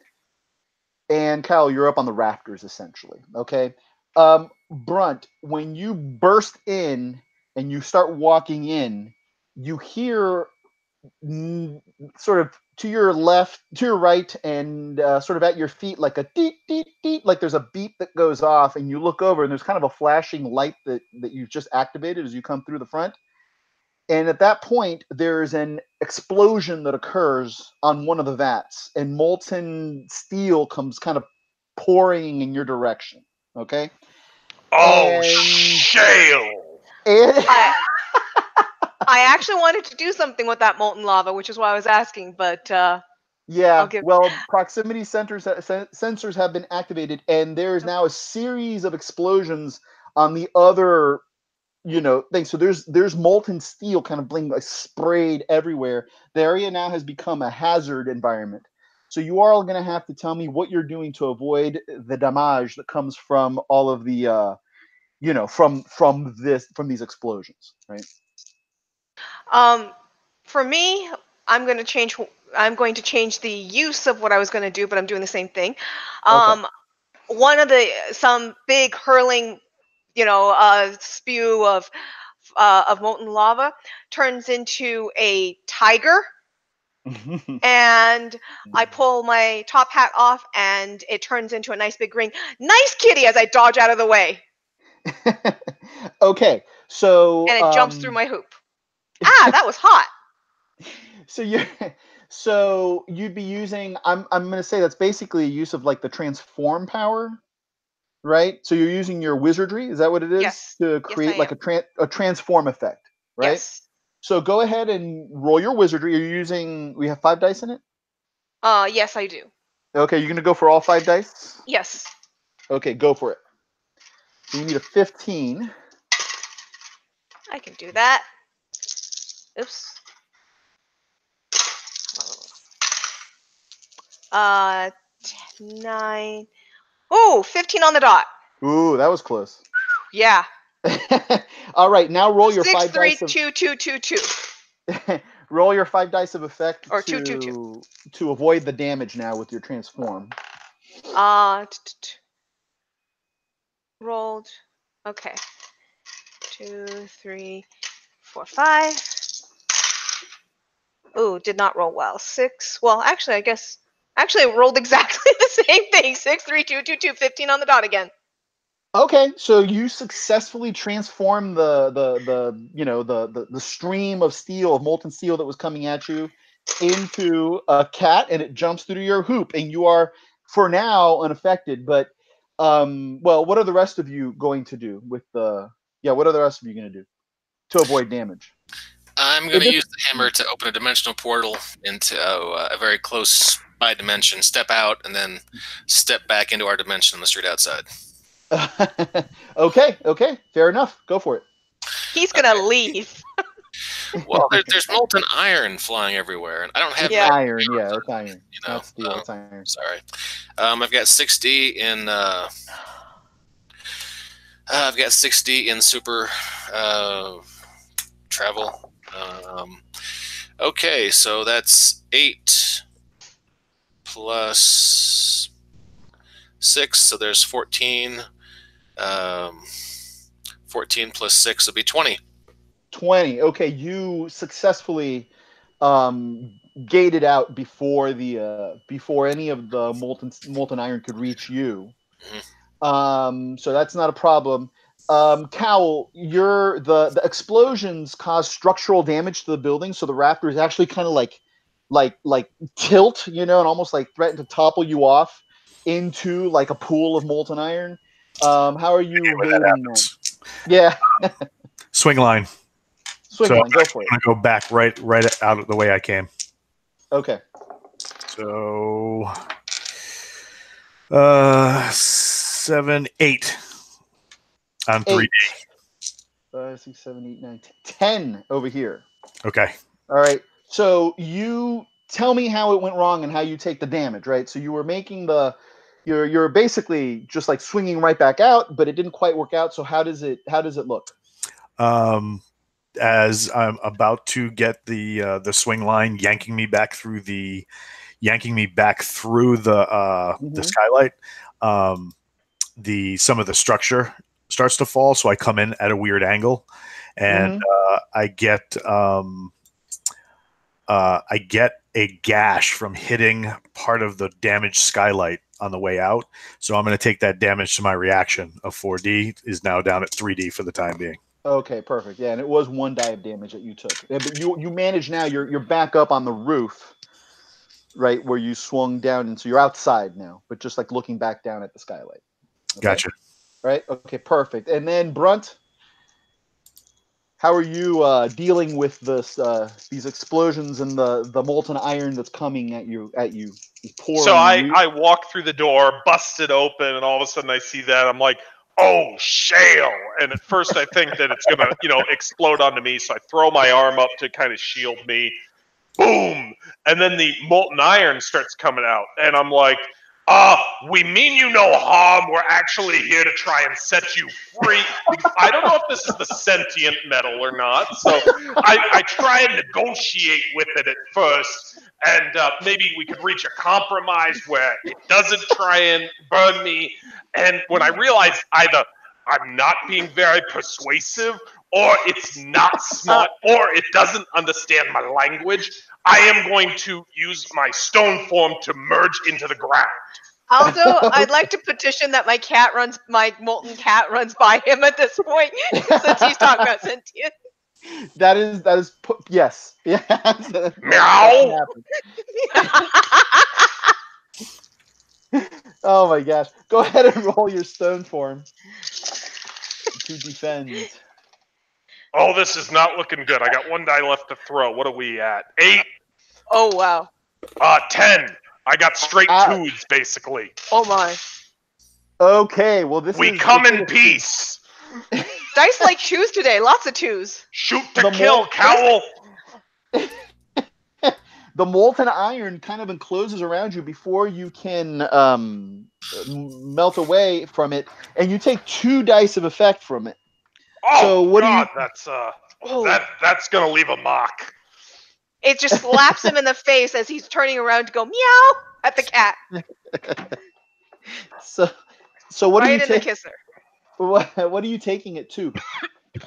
I'm gonna go ahead and take 1 on fortitude as it, burns and scars my beautiful stonish body, and I'm also gonna take 1 in reaction because, well, I'm gonna be able to shake loose of this. It's not gonna permanently horrify me, but it's gonna slow me down for a little while as I need to kind of work around, get that metal out of the joints. All right, perfect. Perfect. And then you successfully meld into the ground, right? After having taken some damage. Okay. Okay, that was just defense rolls to the hazard environment. What are you guys actually going to do? Let's go ahead and roll initiative. It'll still be the same round. I should have asked for initiative before I asked you to do that. But roll initiatives to determine what order you're going to sort of take actions in this round. Sure, reaction time. Yes. Oh, lots of dice. 16. I am 1/4 of that. 4. I rolled 5, 5, 6. I'm Which pretty I happy. got before my reaction was slowed down too. 5.56, one of my favorite calibers. I got a 10. 10. Okay, perfect. 18. All right. Let's see. Hey, Mike, I asked you a question in text a while ago. Don't know if you sorry. look at text. No problem. I don't know if you look at text. Sometimes. Let's see. Let me roll here. Okay. All right. So I think there was a 16. Was there, or an 18? Was it? What was? I Who of had you? 18 right here. 18. What are you going to do, Captain Battle, after that happens? I check the comms to make sure all my teammates are okay. Okay. All right. So Captain Battle's voice comes through the comms, asking, "Is everybody checking? Is everybody all right?" Mistress Mysterious. Still okay. Any other actions you're going to take after? I'm not sure that Brunt can check in right away because he's underground right now. But No, I would say that what you guys saw was the wave of metal overtake Brunt, and then as it washed away, there was nothing left. There's just Brunt! Exactly. That's where the issue ends. So everybody think that poor Brunt just died. And the cat runs over. So we think Brunt's dead. I'm guessing Kyle answered the comms. I guess so basically we entered the building, and as soon as we hit the ground, a bunch of explosions went off. The whole place inside has got molten iron everywhere, and we never got to the device we were trying to open, the case, right? Is that a fair summary? Yep. Okay. We have not gotten there yet. you're actually still in the building, Mistress Mysteria, and the cowl is on the roof looking in. Yeah, I'm still in the building. Yeah, the structural integrity of the building is compromised, but it's not all coming down right away. But like major support struts have been hit, and like Cal, you can sense that the building may come down in the next little bit, but it's obviously still a dangerous area. And do we have visual on the metal lady? No. All right. I'm going to use my action to run around the building and run a quick perimeter, see if I see her, see if I see anybody. Okay. That's my action. Okay. All right.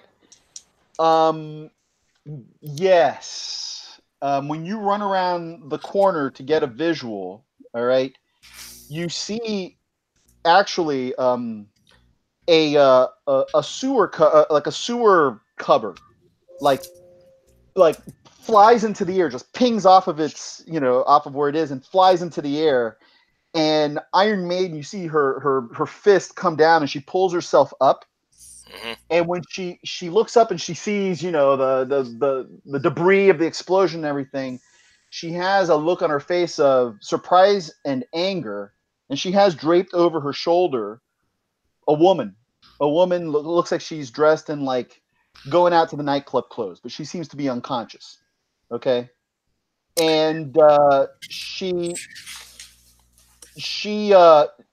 Iron Maiden sees you. You walked around the corner. You didn't say you were being particularly stealthy, I'm not and a so yeah, that's fair enough. And she sees you. You see her, and you can technically still take an action if you want. Right? You're Okay, just want to put out there I'm letting everybody know what's happening. And I've got 4D in martial arts, 4D in hammer. So I've got 4D in hammer, but 6D in super weapon. Can I combine those two for 10D for an attack? No. They don't combine, but it's the hammer skill can still be useful because let's say you attack with your or let's say you defend with your hammer, right? You can still fall back on the 4D. Let's say you defend with your super weapon. You can still fall back on your 4D hammer skill to defend. Or vice versa. If you attack with your hammer skill, you're still saving your hammer's most impressive moves or powers to defend with. But you can't combine in super. Okay. And she is a person whose body looks like molten iron, right? Yes. So wrestling is probably a bad idea. So, your call. So I am going to try for an uppercut with the hope that I can incapacitate her or knock her out without making physical contact. Okay. So is that uppercut with super weapon or uppercut with Uppercut with 6D for super weapon, and I'm rolling now. Okay, go for it. Oh, I rolled well. Okay, 2 6s, 3 5s. So that is 27 plus 2, 29. 29. All right, I really intelligently just opened to her page and then closed the book again. Let me reopen that stat block. All right. And okay, so she she is going to use her elemental form to try to absorb as much of that impact as she possibly can. Her elemental form being her metal form right now. Mm-hmm. And she's going to use some of her competency dice to do this well. Let me keep track of how many I'm spending. All right. And what was your total? 29. 29. That is good. She also rolled Wow. good, but I think you rolled better. She rolled 21, 22, 23, 24, 25. So you got a die of damage in there, if I'm doing this right. What did I suggest? Say 25? Yeah, she had 25, 29. Yeah, actually, it's 1 die of damage that you do.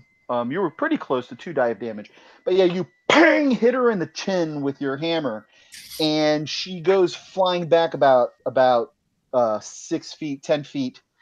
Actually, it's about 5 feet. She flies back, and the woman that she's carrying, she had kind of draped over her shoulder, kind of falls out of her grasp and rolls over, and she's definitely unconscious.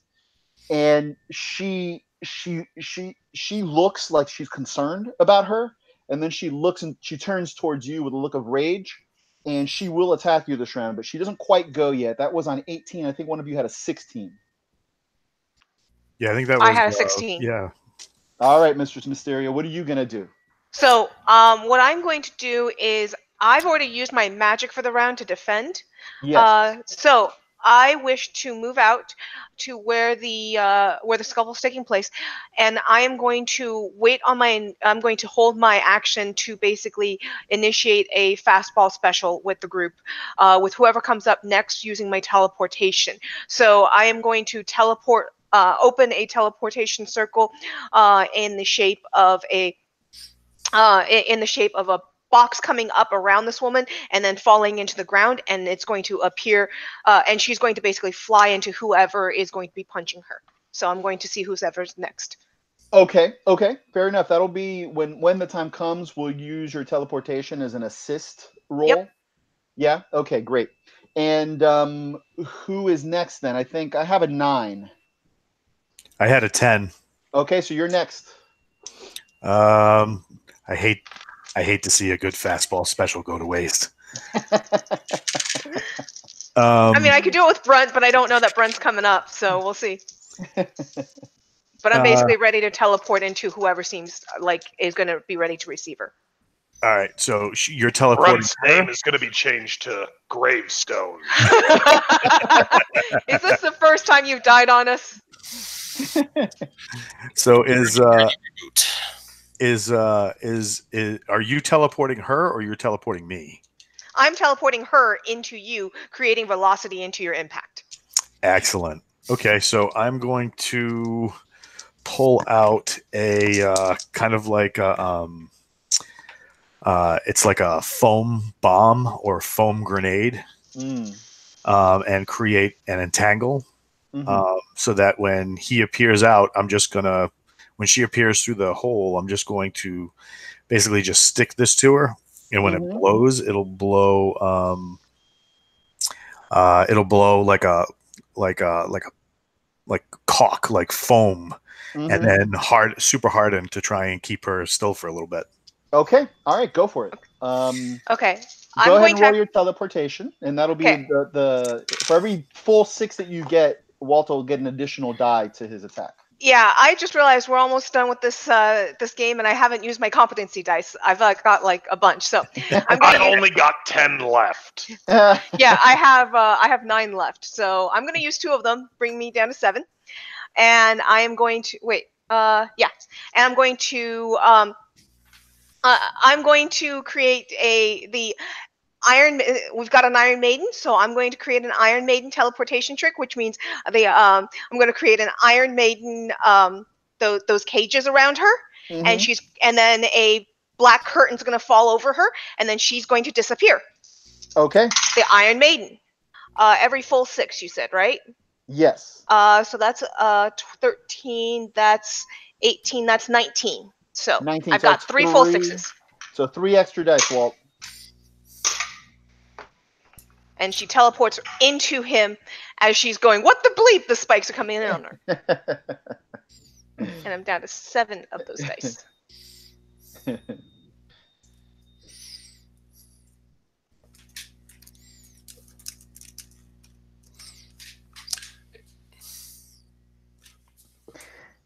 Now,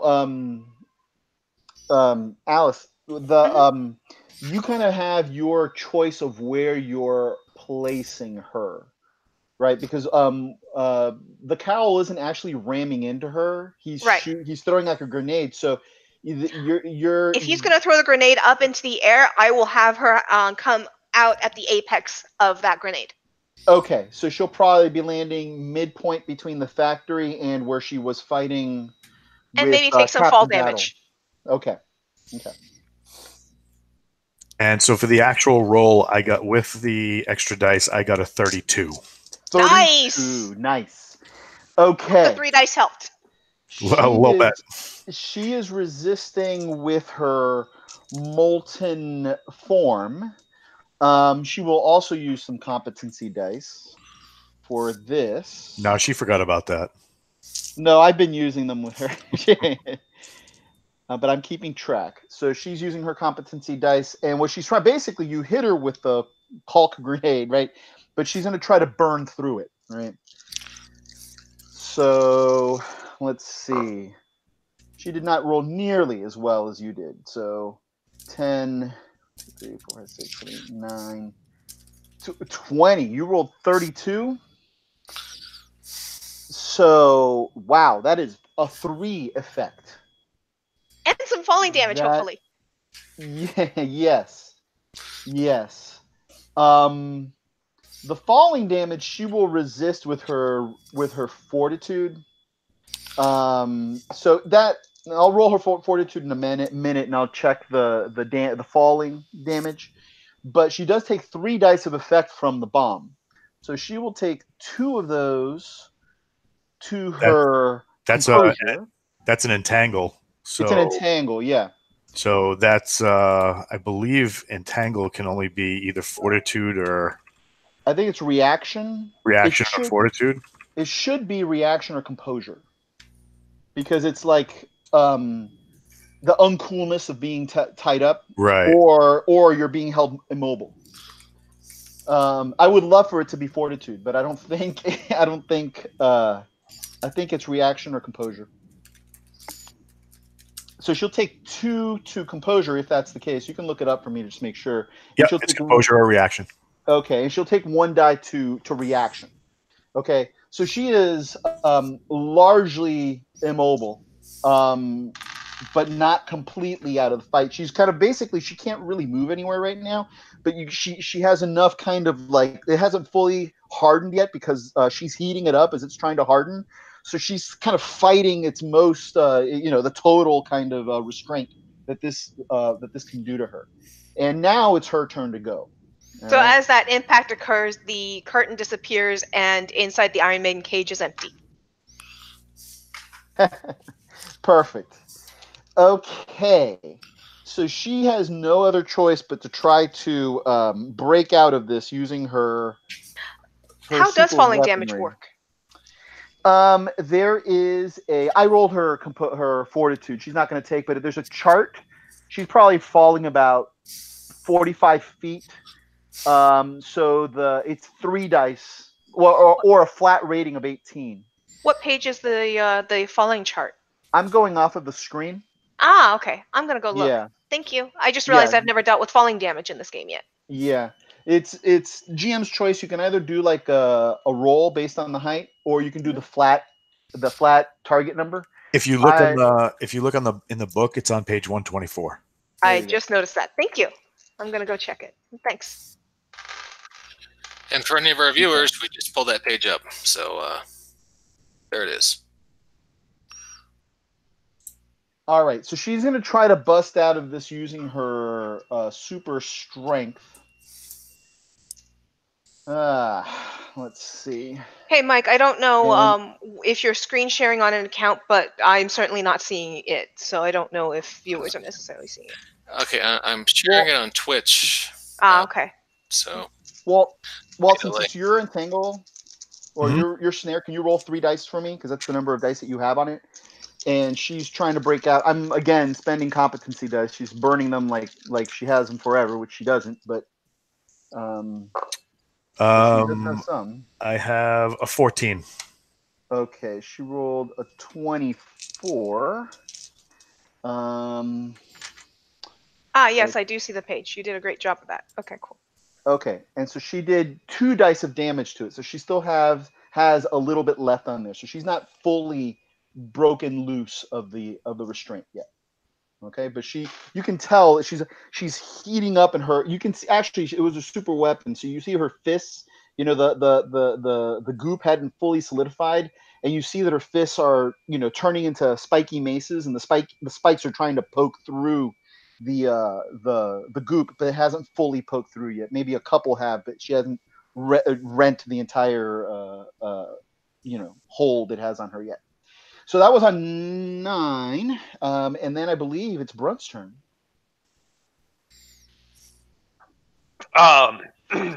So as she comes back down to the ground, Brunt is gonna rupture out of the earth with a Hadouken as he's punching up. I just like to say she doesn't make it all the way near the ground because I am 1 die of big. So I just kind of want to, take out my anger and aggression of having just been burned, being mod on what I try and keep as a well-polished machine. I'm going to use a competency die just to punch a little bit harder with that super strength. All right, that's 11, 16, 18, 2 dice left. 30. 30. Wowzers. Okay, well, unfortunately, she already used her fortitude to resist the fall damage, so I can't do that. Let's see what she's got left. I already used my metal form to resist the punch. I used the energy form to resist the goop. And as I'm coming out, I just want to give out one line. I hope you know Yeleni the Zippo was terrible at embezzling from those who employed him.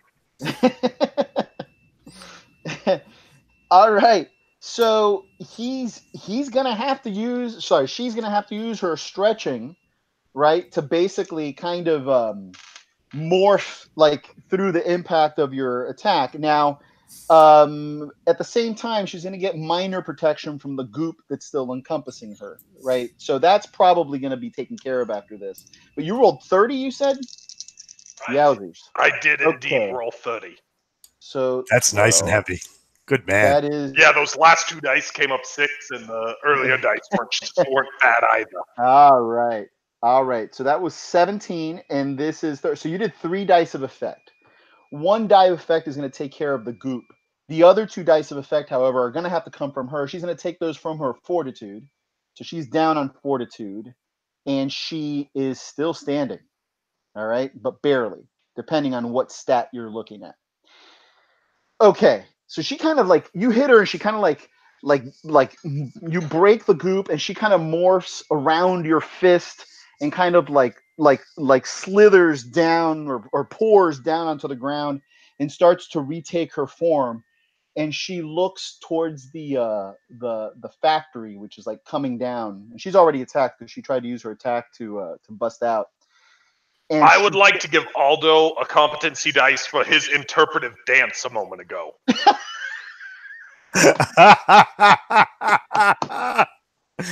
Thank you. And she looks over at the factory that's kind of like coming down, and she yells in a panic, "The gold vitalium!"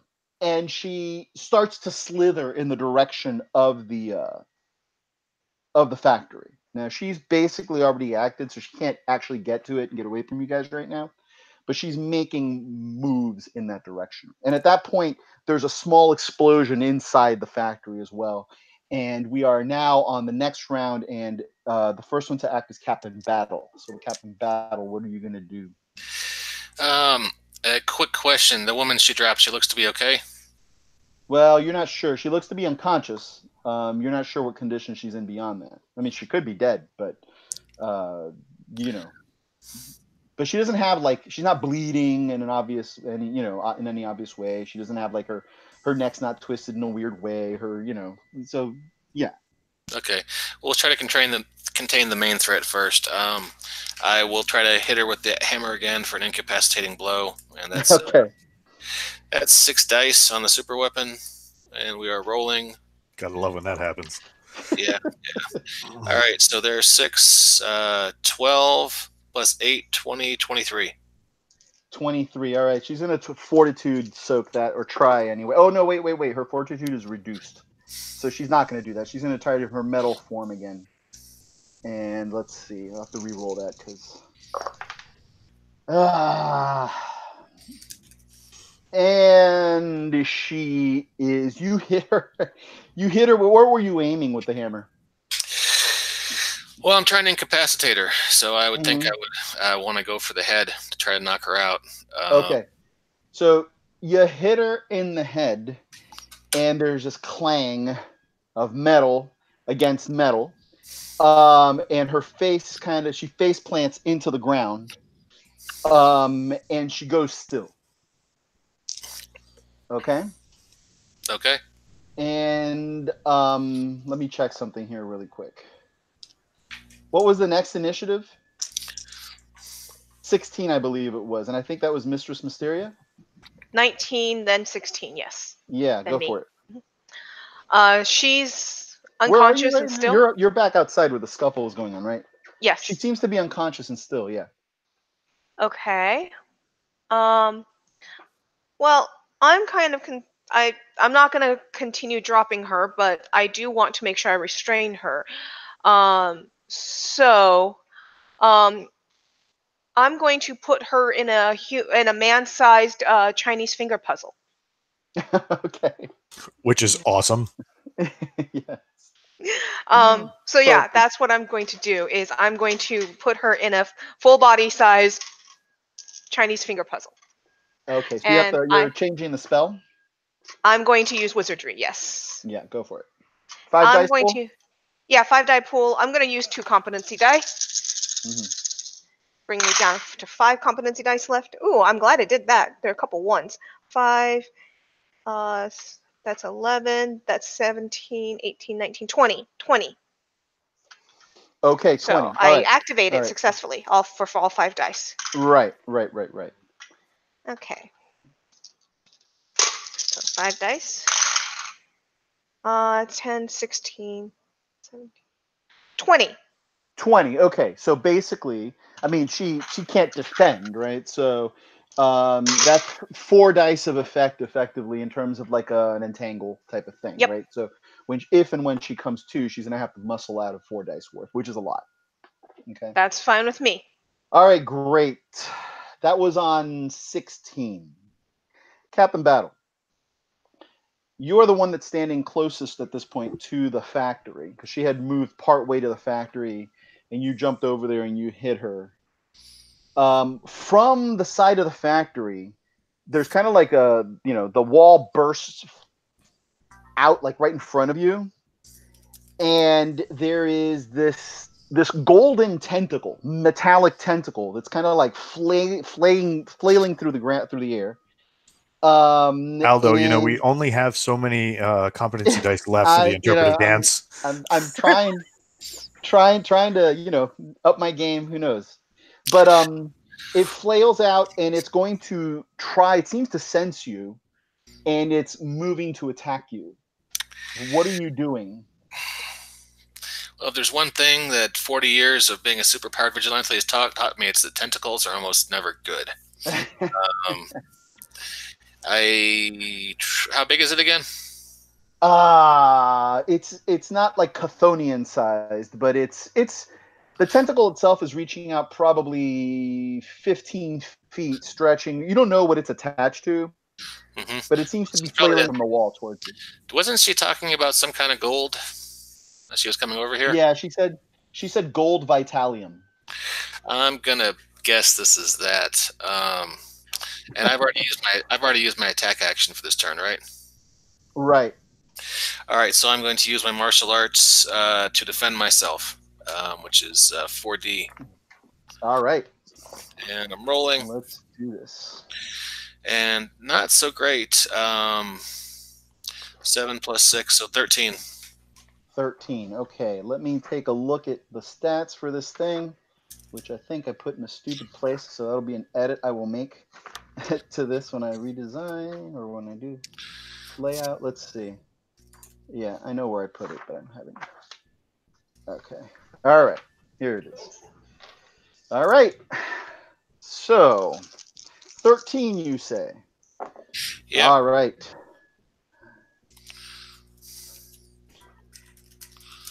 Okay.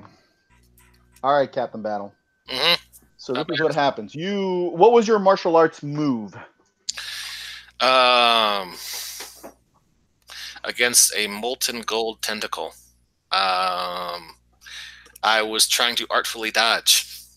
Okay, so you're trying to artfully dodge. You're going to take 2 dice of damage. You didn't artfully dodge enough. Now, it's it's not trying to slam you. It's basically trying to grab you, right? Okay.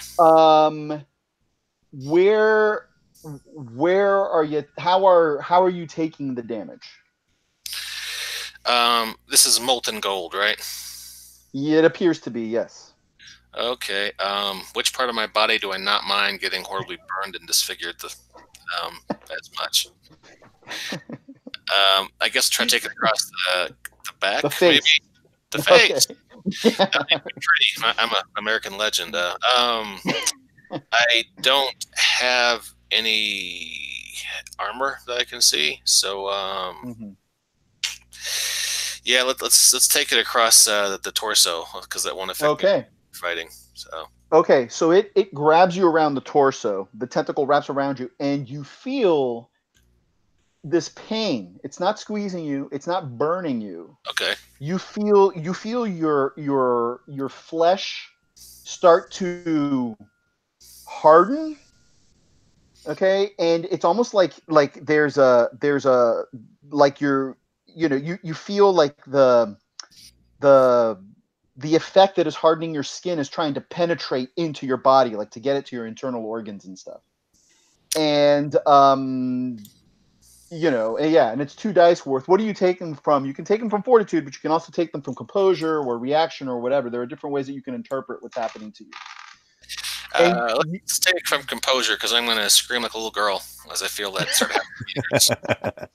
All right, where this is happening, his costume tears, and those of you who can see, who are watching him, see that it seems like his skin is turning into gold.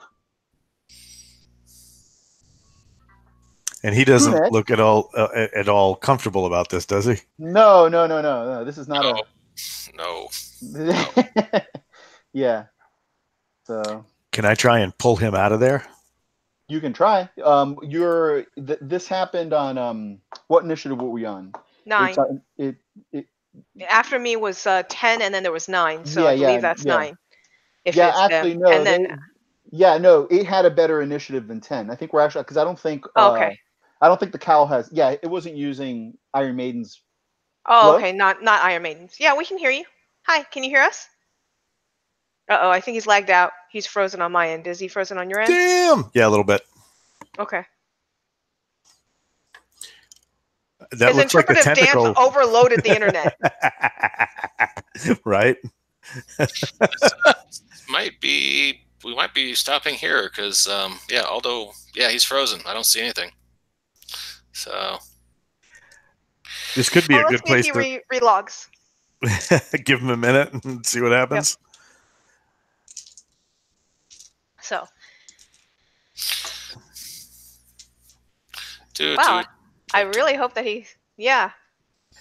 for a second there, if you look at the video in a certain way, it's kind of like that tentacle is coming across the screen to stop him from doing whatever he was going to do next. That sounds perfect. Yes. Or he's reaching out to tentacle slap all of us. So, well, since we've got a moment, Mike, how is doing it on Twitch working out for you? Do you like the fact that you can put more live stuff on the screen like that? I'm using OBS, which is not terribly user friendly. I really need to get a Windows system because I had a Streamlabs program that had all kinds of cool stuff you could put on. There were pre-built overlays, and it was really nice. But the OBS on Ubuntu doesn't have a ton of built-in functionality, so just running very, very bare bones. We just got 2 windows, one with the hey, Aldo's back. Hey, Aldo's back. Oh, welcome back, Aldo. It's okay. The tentacle monsters ate you. Walt was narrating that for us. Yeah. No, I had power issues. I guess I ran out of battery, but I'm back. So welcome back. What was I saying? Oh yeah. Aldo, you're the storyteller here. You have the power. We are all the storytellers. All right. So I think so its initiative was higher than Iron Maiden, so it actually went after Mistress Mysteria. That's why it went before the cowl. I don't think the cowl's acted yet, right? So not yet. Cowl, what are you gonna try? You're gonna try to pull him out, you said? I'm gonna try and pull him out with a zip line. Okay, go for it. Ooh, that is a lot of 6s. That is 18 and 8, 24. 24. Okay, great. Let's see. It had done 24. Hold on a second. Let's see. Yeah, so with that, that's enough to pull him out. It didn't roll nearly as well. So how you shoot the zip line and maybe Captain Battle grabs it, right? And then you yank and Captain Battle falls and you can land, kind of roll and land on your feet next to the cowl. And again, you've got like a Captain Kirk kind of like slashing your clothes, and you see the gold. Your skin is like golden under there, and it feels hard to the touch. And you feel like it's actually like it's almost like deep scar tissue, like penetrating into your body right now. That's like gold. You can't see that it's gold, but that's how it feels like. Like what's on your surface is piercing into your body. And the tentacles kind of flaying around. This is that's some troubling imagery. Okay, Cowl, thank you, my comrade in arms. Absolutely. All right, and now we're at Brunt. Quick question. I'm wondering if I'm remembering a different system. Using competency dice, can I take a action out of turn or anything like that to do something for Brunt right now? For Captain Battle, you mean? It's Brunt's turn. I was wanting to do something. Oh, for Brunt. Yes. No, I don't believe so. Okay, I didn't what you think can so. do, yeah, you can use it to add like a what do you call it? To add a modifier to your power to get, let's say, split attack or something like that, which would Yeah. allow you to use one power multiple times. But if I remember correctly, Yeah, I it don't doesn't think so allow either. you. Okay. Well, Yeah. then, no problem. I'll just wait till my turn. So Cal went and pulled Captain Battle out. Yes. Mr. Mysterio, what do you do on your round? I Chinese finger puppeted the Chinese finger trapped the Iron Maiden because the tentacle hadn't appeared yet. Right. Gotcha. I have an idea for how to deal with the tentacle, but that's gonna take some time. And what's the tentacle doing right now? It's Interpretive dance, go. it was it was trying to hold on to Captain Battle. When Captain Battle got pulled out of its grip, it seems to be chasing after him, essentially. Like it seems to have sensed the direction that Captain Battle went, even though it doesn't have eyes or anything like that. And it seems like it's reaching in his direction. So you can only assume that it's going to try to continue to attack Captain Battle. Okay, I'm gonna start running over there, and I'm like, "Oh no, you don't! That's my leader!" And I'm gonna jump onto it, grab onto the tentacle, and try and wrestle it around. All right, which can also be a good hoedown. Yeah. Okay, perfect.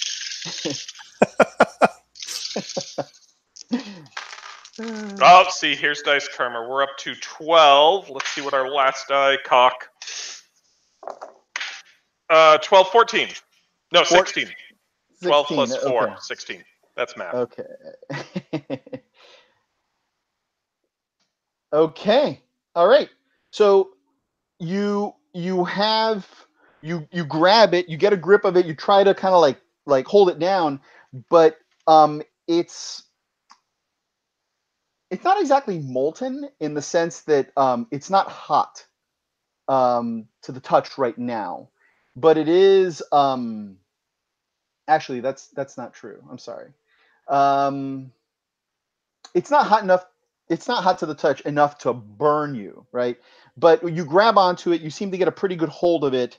You think you have it wrestled, and then it heats up, not to the point of being damaging, but to the point of being uncomfortable, and it kind of becomes more amorphous, and it kind of slithers out of your grasp. Okay. Hey, Mistress Mysterio, you got any soap? We need to clear the grease off that thing. All right. I was thinking we could just put it back in its hole. So it is actually Captain Battle's turn now. Mike disappeared from the screen. Uh-oh. And he's muted at the same time.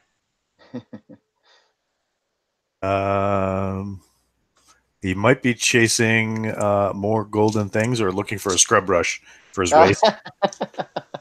Well, we can always go to Mistress Mysteria next Okay. as we wait for Mike. So what are you going to do, Mistress Mysteria? Well, I would like to bring the container that I'm assuming this tentacle was released from to me. So I am going to go and teleport it to me. I would also like to find out if using my magic I can enlarge it temporarily to basically, be bigger and then let it shrink back down to its normal size. Yeah, so to make it bigger, if you can probably use the growth power and add the usable against Well, others. I have wizardry, yeah. So wizardry to duplicate growth. Right, wizardry to duplicate growth with the advantage or the boost, I should say. The boost usable versus others, right? Or on other things. Right. And that would give you up to 4 dice of growth. Not that you need 4 dice of growth. I don't know how big you want to make this. I'm not trying to make it too big, but I am trying to make it big enough. Size? Yeah, so that way Yeah. it's easier to get it back in its hole. Right. Okay. Fair enough. So the embroidery shoots out, and you see the container that was in the building lift up and blink out, dropping into a fiery ring. And then it reappears, and it's flying through the air right now. And I call out, who's going next? Cowl, catch! Something tells me this is going to hurt. Oh, wait. Well, wait. Captain Battle's back. I'm gonna call for Captain Battle. Captain Battle, catch! All right. We were Since assuming he's you had a going held action, Mike. So That's a good assumption. Yeah, I will catch whatever she's throwing at me. Okay, I'm gonna use 2 more competency dice. She's throwing the container that the gold stuff probably came out of. And the container that was broken out, and I'm enlarging it to make it make the opening larger for you to catch the thing with. Ooh, that's pretty good. That's 15, 20, 22. okay. So I activate. You activate, yeah. So the way when she brings the container out, it opens. There's like a seam down the middle, and it opens in 2 flaps like this, right? To either side. So again, now it's you. Do you have super strength, right, Captain Battle, or just the? I don't think I do. Let me check my character sheet. No. What's your athleticism? So, athleticism. I got a 17. 17. Yeah, I got a 17. Okay, and that's 17 on the. Well, you're not. Yeah, it was a 22 to activate the spell, right? Right, for the 5 dice. Okay. 22 to activate the spell for the 5 dice, and the 17 on the actual growth. Okay. Which sounds like I think that's above what I need to get the size that I want. So yeah, I was way like, above. okay, Yeah, I mean, cool. and technically, you don't even need to roll. You can just tell me how big you're making it. Right? Okay, cool. And really, that only cost you. You really only needed 2 dice of wizardry to do that, because you had really, to get it double the size, only like 1 level, maybe 2 levels of growth, and then 1 level for the usable versus others Cool. thing on growth. So that's like 2 or 3 dice of spell. Well then, And so no roll needed. Cool. So as the torpedo-like thing that we've been chasing comes flying out of the sky into Captain Battle's arms, it's growing bigger. Captain Battle. Okay, well, hopefully that helps me catch it. I don't see athleticism on my character sheet, so I'm assuming that means it's just a default 1 die. Yeah. So we'll roll that plus my 3 competency die for a total of 4 die. To try Does that work? Yeah, you can do that. All right. We're rolling. Oh, rolling so badly. 8. 8. Okay. 8 so dice. Yeah. You look like you have super strength, so maybe that's what Mr. Mysterio was thinking. But she just hurled this thing at you, and you probably dropped to 1 knee and gritting. It's really heavier than you can handle, right? I'm wondering if Walt's real life back is feeling that at the moment, since I think he recently went through something terrible. similar. All right, and now it's go. Right. So, well, what are you going to do? Actually, you had a held action. So what are you going to do? You're kind of pinned. You rolled an 8, so you're not completely incapacitated by this very heavy object that's on you, but you are in danger of being pinned if you don't do something about it, because you really don't have the ability to actually carry it, especially not in its current size. It's double the size, so it's like the size of like 2 coffins, right? Where yeah. So what are you going to do, Captain Battle? Oh, I thought I was getting squished by the coffin. Well, you rolled well. It's not a coffin; it's the torpedo. It's the torpedo we were chasing. Yeah, just bigger. Yeah. It's the containment thing, but it's roughly. It was roughly coffin sized, right? Now it's double that size. You rolled well enough, I think, to prevent, because she wasn't actually attacking you with it. So you rolled well enough to not be pinned under it. But if you don't do something about your situation, like let it. Just shift it to the side and step out from under it or something like that. You're gonna get, and you still have an attack left. You haven't actually gone. As gracefully as I can, I try to put it down next to me. Okay. And is the tentacle still doing tentacle things? It looks like it's coming for you. I hit it with my hammer. Okay. Let's go with the classics. That's 6D for a super weapon. Come on, baby, need some new pair of shoes. And here we go. 3, 1, 4. So that's 8. That's 12. 15. 15 plus 6, 21.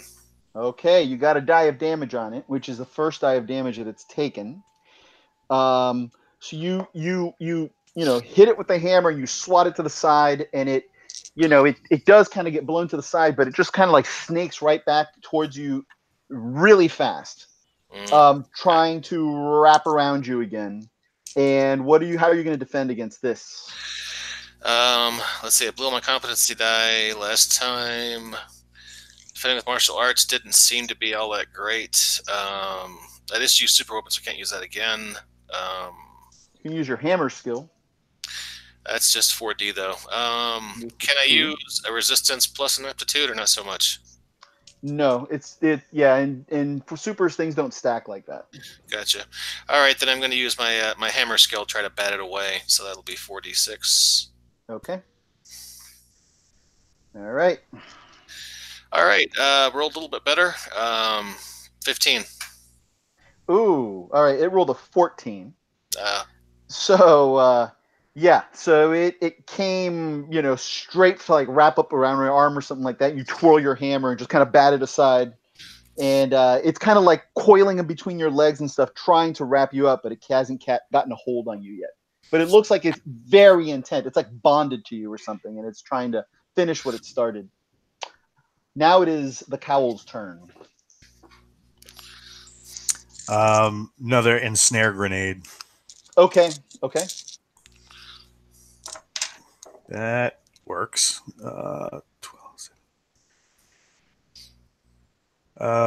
27.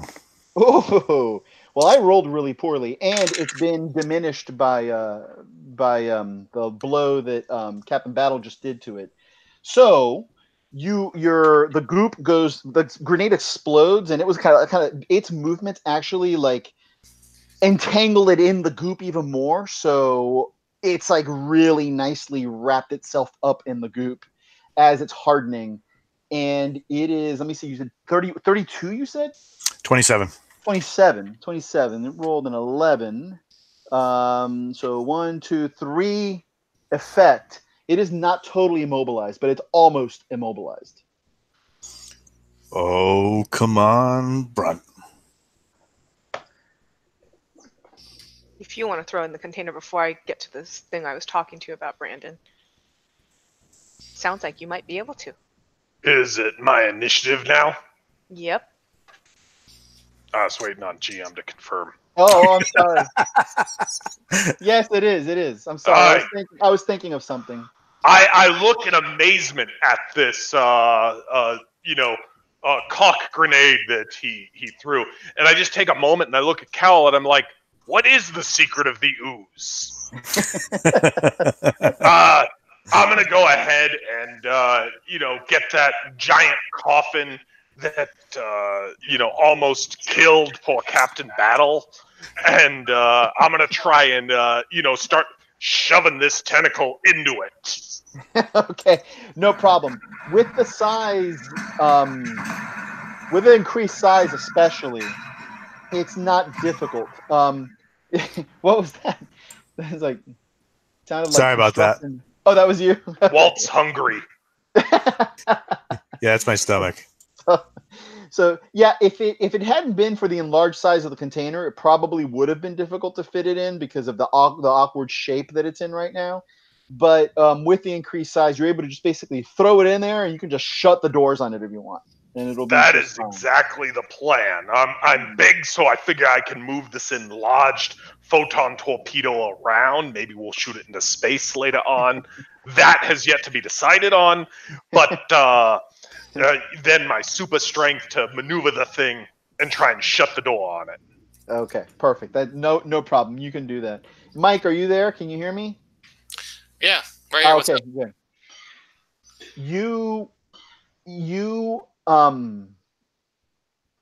Captain Battle, it's a very slight pull, Mm-hmm. at your consciousness. But when the doors are being shut on this thing and it's being shoved back into this container, you have this passing urge Mm-hmm. to be with it, to release it, to be with it, to touch it, to let it do what it was going to do to you. But it's very fleeting, and you're able to quickly just kind of no, what the heck, no. But you had the thought. Let's join the golden tentacle. So, are my guts, my lower torso still kind of has that stuff going on? Right now, it does, yeah. Yeah. Okay. All right. I explain when we get a free moment. Explain to Kyle what's going on. Ask if he can take me back to his lab and fix it. That sounds like a plan. So we can get everybody back to the lab and get some sort of restraint that can hold superpowered beings, and try and fix up Captain Battle. At the same time, we might need to get the CEO of Stellar Labs down here to put Jack back in the box, pretty much. Mm-hmm. So we start. I assume now that we got everybody controlled, we start getting the police involved, start moving people to where they have to blah blah blah, get Sure, fixed. yeah, absolutely. And you know that the SCU, Captain Kano's unit, has they're trained to contain and to combat this kind of threat. So they have the kinds of restraints that they would need to keep, for instance, Iron Maiden in check. And yes, you can get Stellar Labs involved about the tentacle thing. Yes. Well, before we get Stellar Labs involved, I'm actually going to ask our resident, Mr. Cowell here, if the Stellar Labs have any sort of oversight, stopping them from doing things that are unjustifiable and unethical. Because if this is a sentient creature, trapping it like that, I mean, right now it's a danger. I understand that, but I'm certain that I'm not sure that its escape attempt and isn't just to try and save its own life. If you were in prison, wouldn't you try and get away? Good point. So then let's bring it back to Valkyrie. I'd rather. I mean, I feel bad for the creature. If it is sentient, we should try and communicate with it and try and find out what has happened to it. I'm uncomfortable with Stellar. Okay. Let's do that. We'll bring both back to Valkyrie because the Cowles Company is more than equipped to handle this. Sorry, my character has a problem with big corporations.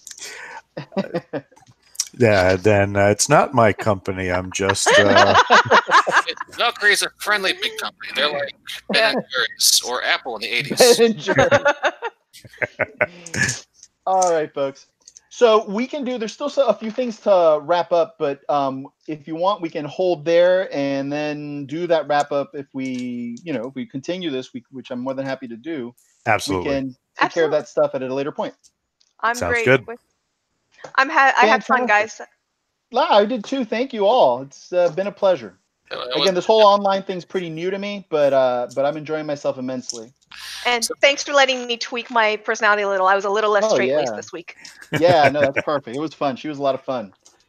I like the carousel, the hologram carousel. Yeah. Brandon reminded me in the session in one of the I didn't get to play the character very long, which is why she's sidelined and I use her sometimes. But in the campaign she was designed for, we fought a bunch of frost giants, that were enemies of Thor and such, frost giants. And so I turned the tectonic plate rooms that we were in into a carousel. And so I had giants riding carousels around the room.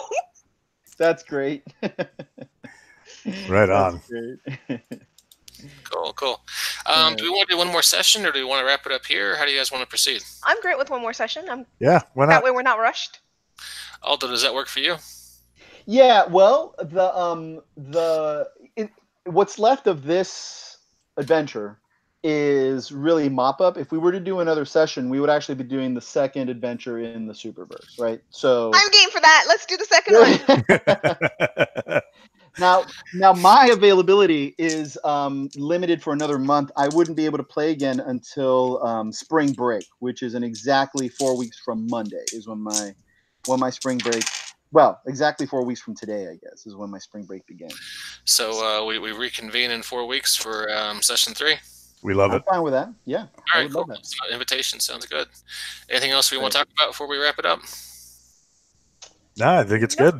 Yeah. All right, Good. All right. Thanks for Go everyone. out and buy more supers. All right. Yeah, Supers you Go can buy find more on RPG Now, Drive Through RPG. I think you're on. Are you on Amazon yet, Walt? Not yet. I'm a little hesitant about Amazon, but we'll see where it takes us next. Okay. As you can see, Supers is a great time. It's available online at Drive Through RPG and RPG Now. Brandon, Aldo, Alice, Walt, thanks for coming out today. It's been Cheers. a pleasure, all. Thanks Thank much. you. Have Bye. a great one, everybody.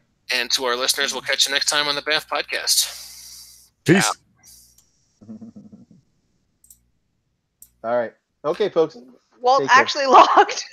Hey, Aldo, thanks so